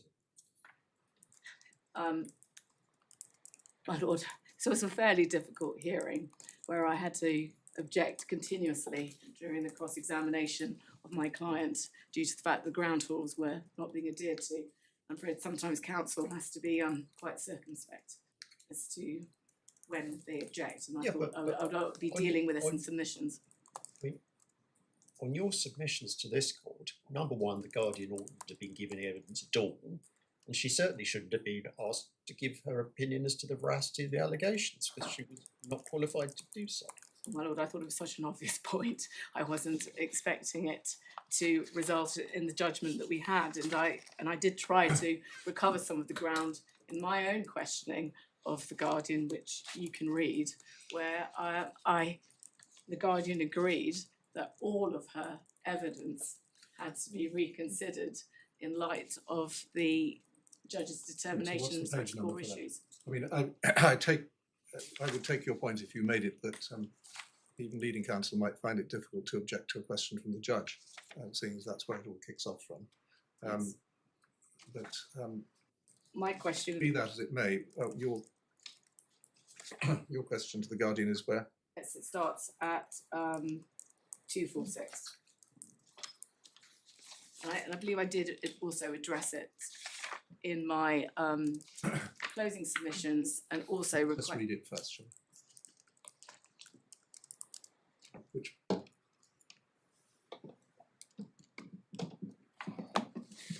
So where is the Guardian's answer that you're taking us to? It's third question down, where I said I suggest it's unfair to expect you to unpick this in the witness box prior, and that is the truth of the children's experiences prior to findings having been made. And the Guardian said, I think that is correct. Page 246. Yes, Third question from you. from the bottom. From the bottom, thank you.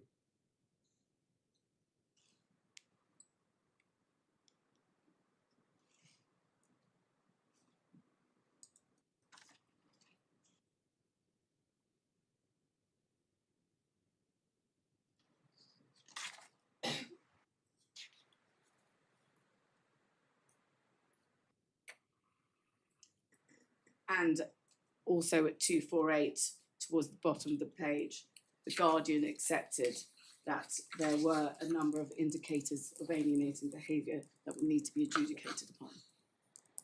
And of course, the mother's case was plainly put on the basis that fabricating abuse allegations was a clear sign of those alienating behaviours. And in fact, the Guardian's Ms. Warner appeared at the trial. She clearly stated in her closing submissions that it was not the role of the Guardian to comment upon the truth of the allegations. And there's a reminder from the Guardian also, Guardian's Council. Right, so this is page 177 of the call bundle, paragraph 8. I'm sure that's right. Yes. Yes.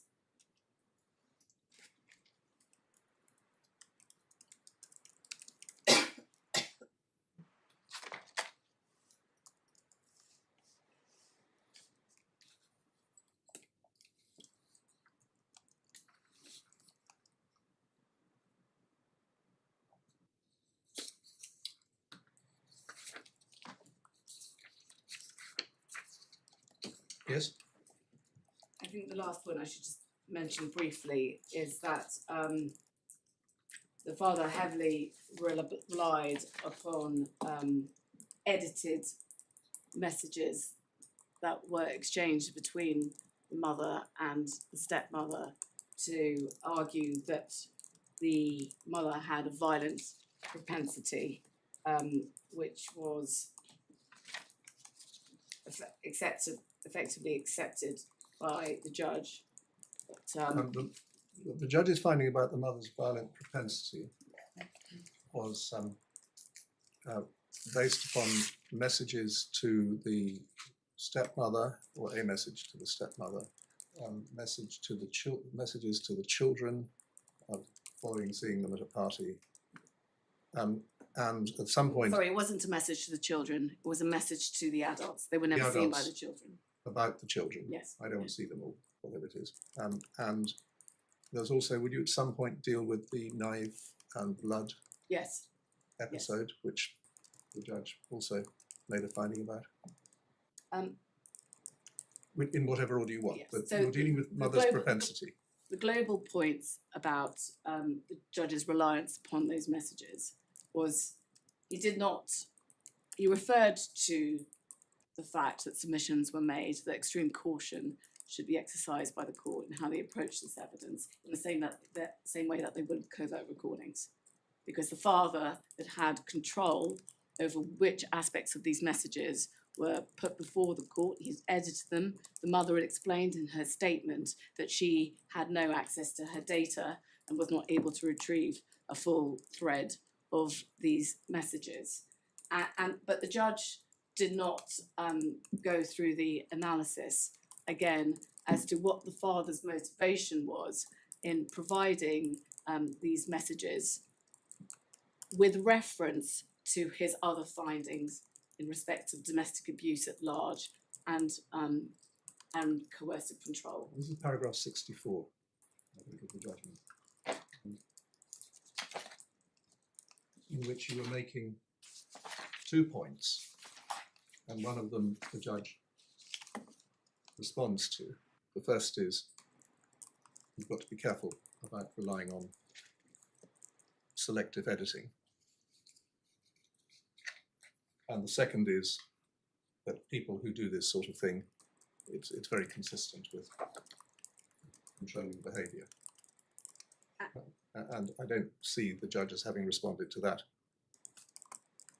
And I made extensive references to the passages of the Family Justice Council guidance, who've published a detailed paper on the issue of covert recordings in my closing submissions. And so the judge did not stand back and analyse the father's motivation, but also at no point was the mother's perspective considered. The timing of one of these messages was 3 days after her children had been abducted from her care to England. And the mother, if I may say so, in eloquent terms, had described the provocation, the intense provocation that she had been subjected to. And we say it was wrong to say that this was indicative of her character, given that these were extraordinarily extreme circumstances. The party was how long? 2 months after, or something like that? Sorry. The party that provoked a stream of vituperative messages was, how long? It Was it about 2 was months? about November of so it was it was a few months after the abduction, yes. But the mother had been deprived of any contact with her children. Her cases only was able to speak to them once in August. And we have the logs, and they're pitiful reading. Endless calls to the father, and the phone's not answered. It was said that there was a period of 4 months when there were video calls between mother and the children. I read that somewhere. Who said it? The father, Right. Did the mother accept that? no. Right. Okay.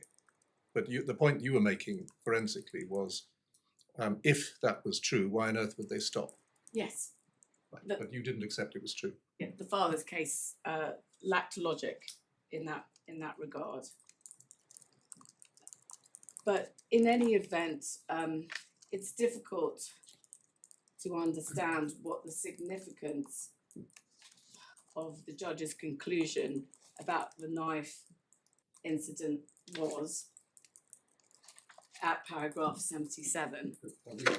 We're moving from 65, are we? Which is what you've been objecting to up until now. That Yes, the judge's characterization of your client,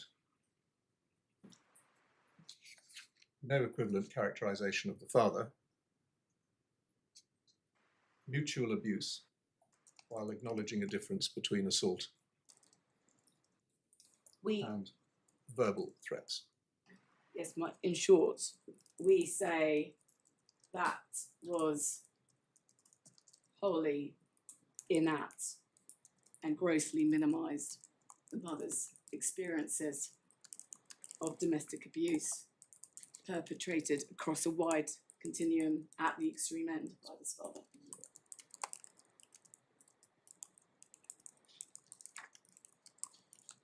Right, sorry, you were going on. In respect of the judge's finding at paragraph 77, in respect to the conclusion that he reached that the children had witnessed this, that the children witnessed seeing their mother with blood on her hands, having heard their mother talking about a knife. We say that this was an unsafe conclusion to draw for the reasons already articulated, but in any event, it's difficult to understand how this is relevant to any welfare inquiry. Can we perform the same exercise? Where does this start? Is it in the There is it in schedule? the schedule, isn't it?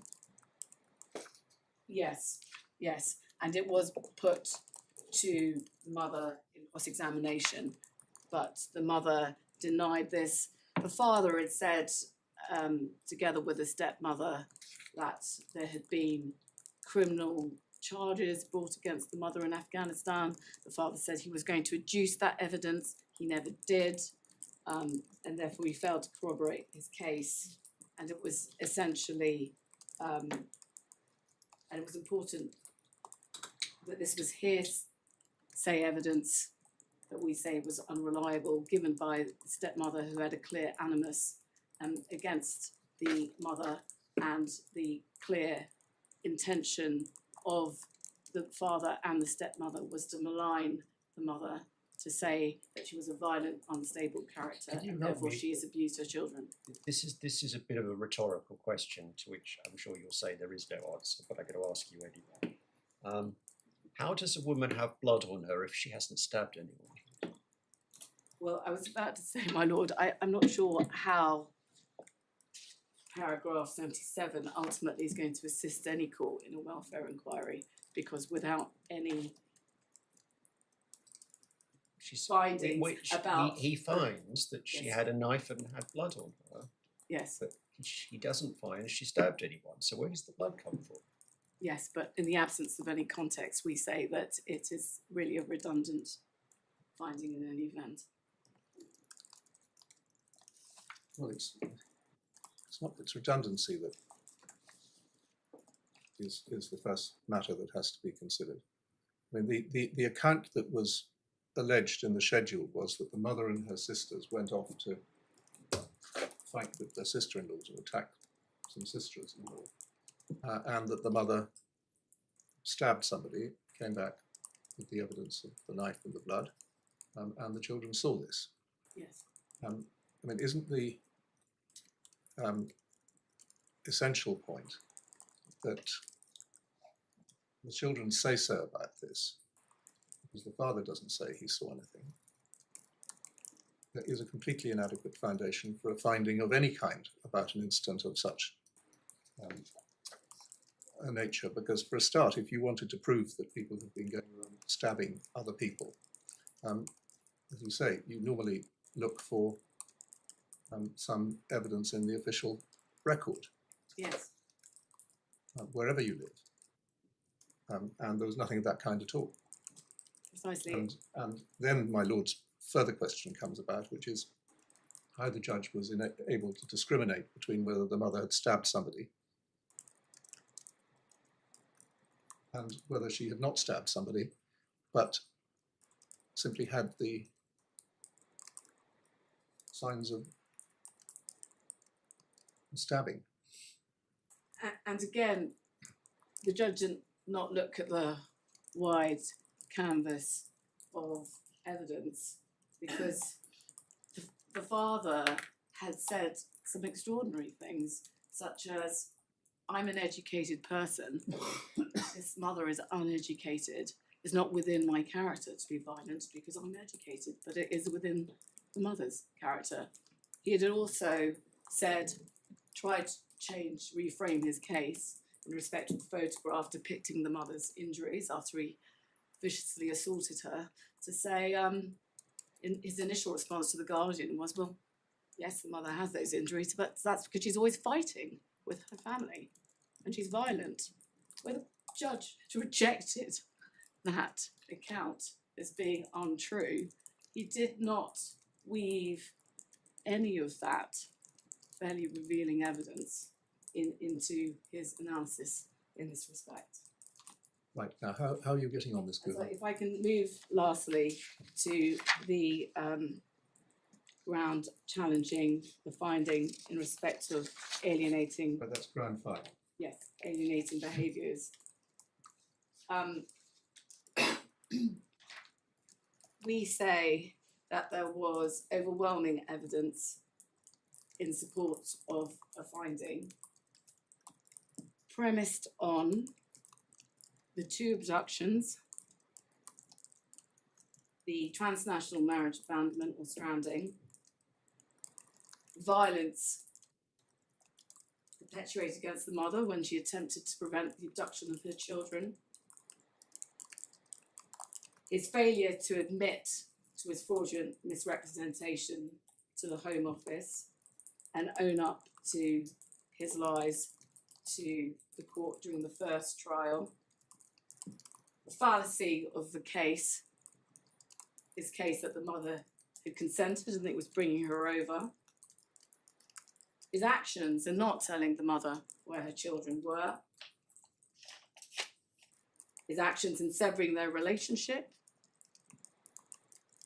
the fact that the mother has been replaced by their stepmother.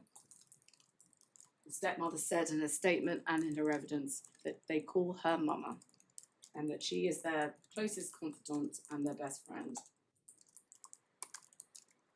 The denial by the father that the children miss or love their mother. His refusal, the refusal of the stepmother to accept that there's any benefit to these children having a relationship with their mother. The father's actions in covertly recording the mother and the children. The father saying throughout these proceedings that the children should have a relationship with their mother and in fact see her every 2 months in England, where he never followed through on his promise to bring her here.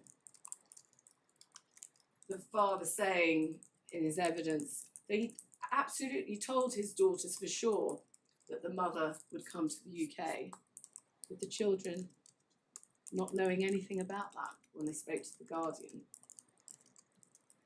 The children sent a text to their mother just before the fact-finding hearing, saying, "Don't worry, Papa is bringing you over soon." That's in January Yes, this year. yes.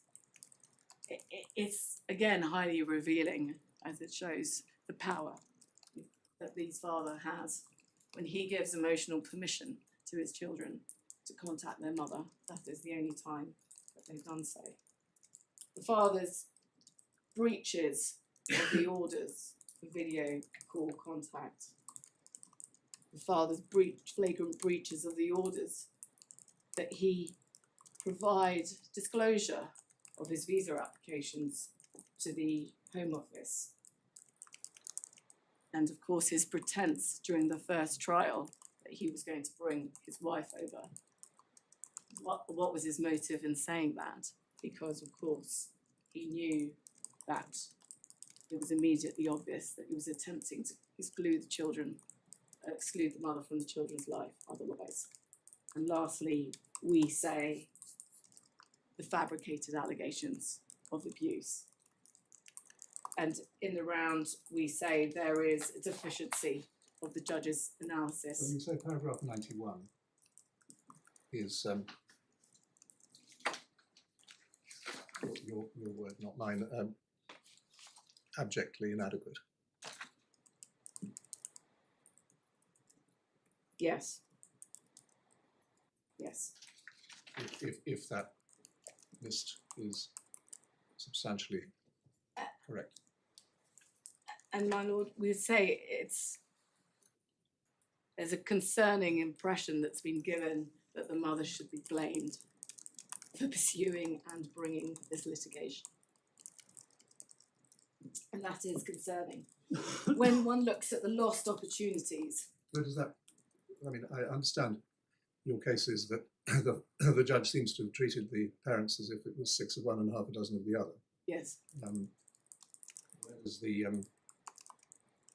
impression given that she shouldn't be bringing her application come from? well, it's where there's reference to the polarizing effect of this litigation, and there's been reference to the children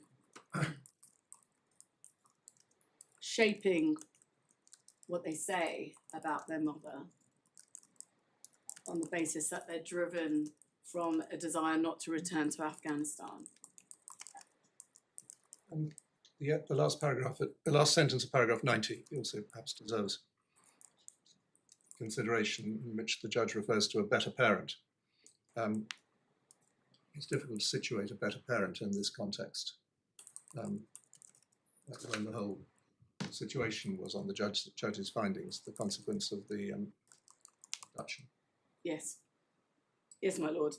And when one reads through the transcript of how the father and the stepmother responded to these questions, they were not only from myself, but also from Miss Warner, appearing on behalf of the Guardian. It's quite difficult to draw any difference. And the judge came to the conclusion that no reliance could be placed on Miss Rashidi, the stepmother, to promote a relationship. But he was far more accommodating of the father, and where we say there was no foundation for that assurance, because essentially one dissected what the father had done on the ground was he had repeatedly lied about what he would do. So the same comment applies to paragraph 92. Yes. To say that there's no real appreciation of the importance of the relationship. It doesn't sit alongside his finding that it would be hard to think of more effective ways of destroying it. Precisely, my lord. All right. And there was, and again, I should also add to the factors, the father was at pains from the outset of this case to emphasise that the girls must speak to Kafkas. And that's in his statements at pages 65 and 87 of the supplementary bundle. And we say there's fewer cases where it's so overt that the father was using these children as pawns in this litigation, and that followed through to him unashamedly making the application for A to give evidence. I think it was the week before the fact-finding hearing, which risked derailing it. It's important reference to the CAMS letter, which is at the back of the supplemental bundle, because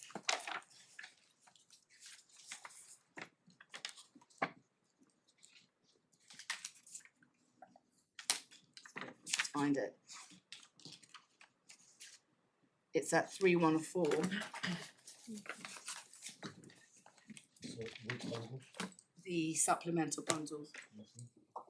3 electronic, page 320.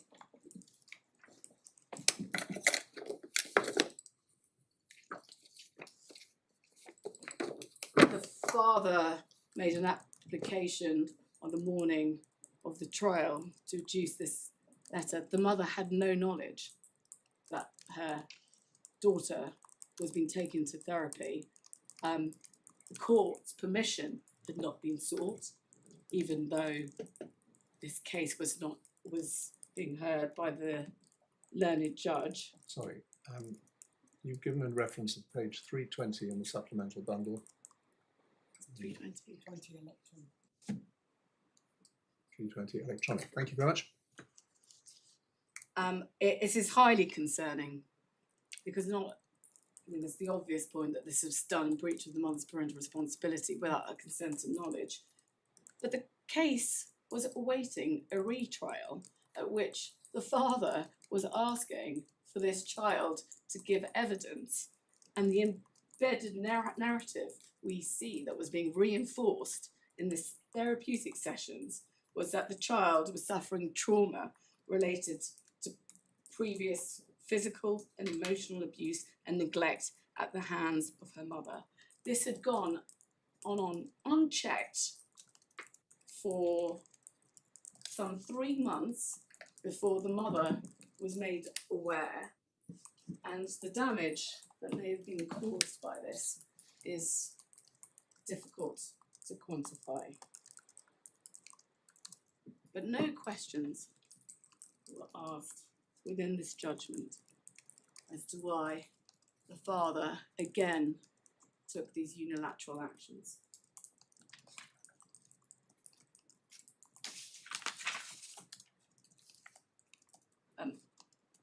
There was a post-judgment issue, wasn't there, about this, and the judge at page 195 of the core bundle made a specific issue order for that therapy to continue, but with a red flag about the basis upon which it was being delivered. Is that it? Yes, that is right. Paragraphs 7 and 8 of But of course the difficulty with that is that the whole basis upon which this therapy started and progressed may have been, what we say, has been, on a wholly erroneous and false basis.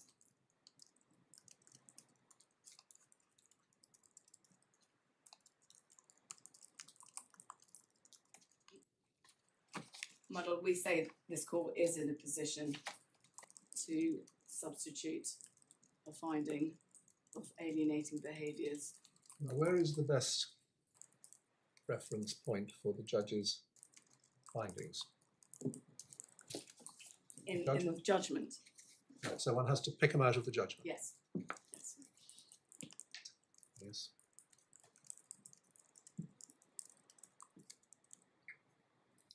And your argument is that we should set aside the findings of emotional and physical abuse. Yes. That we should make a finding ourselves, TNA. Yes. That we should uphold the findings at the removal of the children and the assault on the mother, and we should ourselves make a finding of alienating behaviour. Yes, and we invite the court to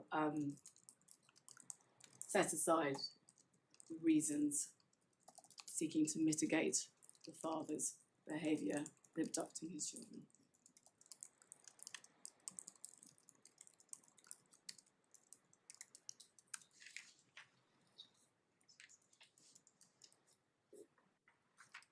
My lord, I am grateful to my learned junior.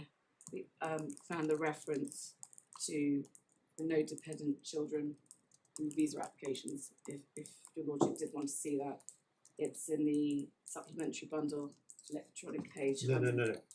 I wasn't questioning your account.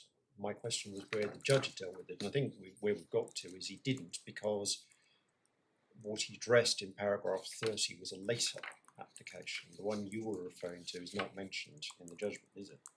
I may have got mixed up because I raised it in cross-examination. It's 238 of the core bundle. It may not be in the judgment. That may be. But there's a great advantage in many cases to a light touch in judgments in relation to factual background, where they're not, where it's no more than narrative. But essentially, part of your case is that this was not a case where that was appropriate, because the narrative over the years leading to the current situation was on your account, and indeed to a very large extent no longer contested, very striking. Yes. And therefore to jump over it to an excessive degree was something that you criticise.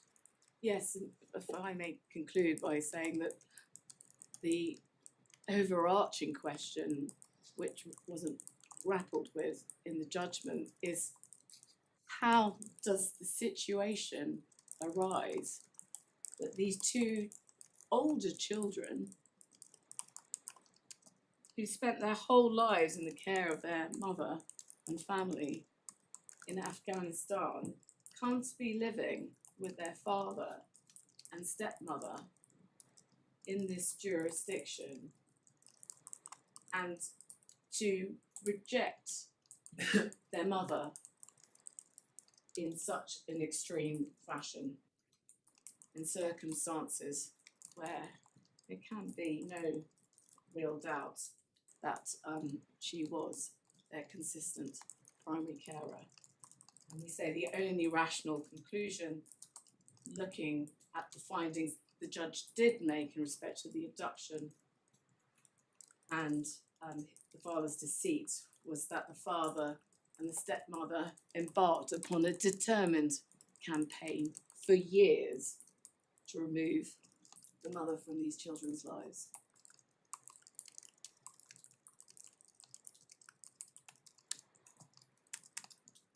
We invite the court to allow the Anything else? No. Thank you, Ms. Gilbert. Right. Mr. George, would be convenient if we started at 2 o'clock? Yes, thank you. Good,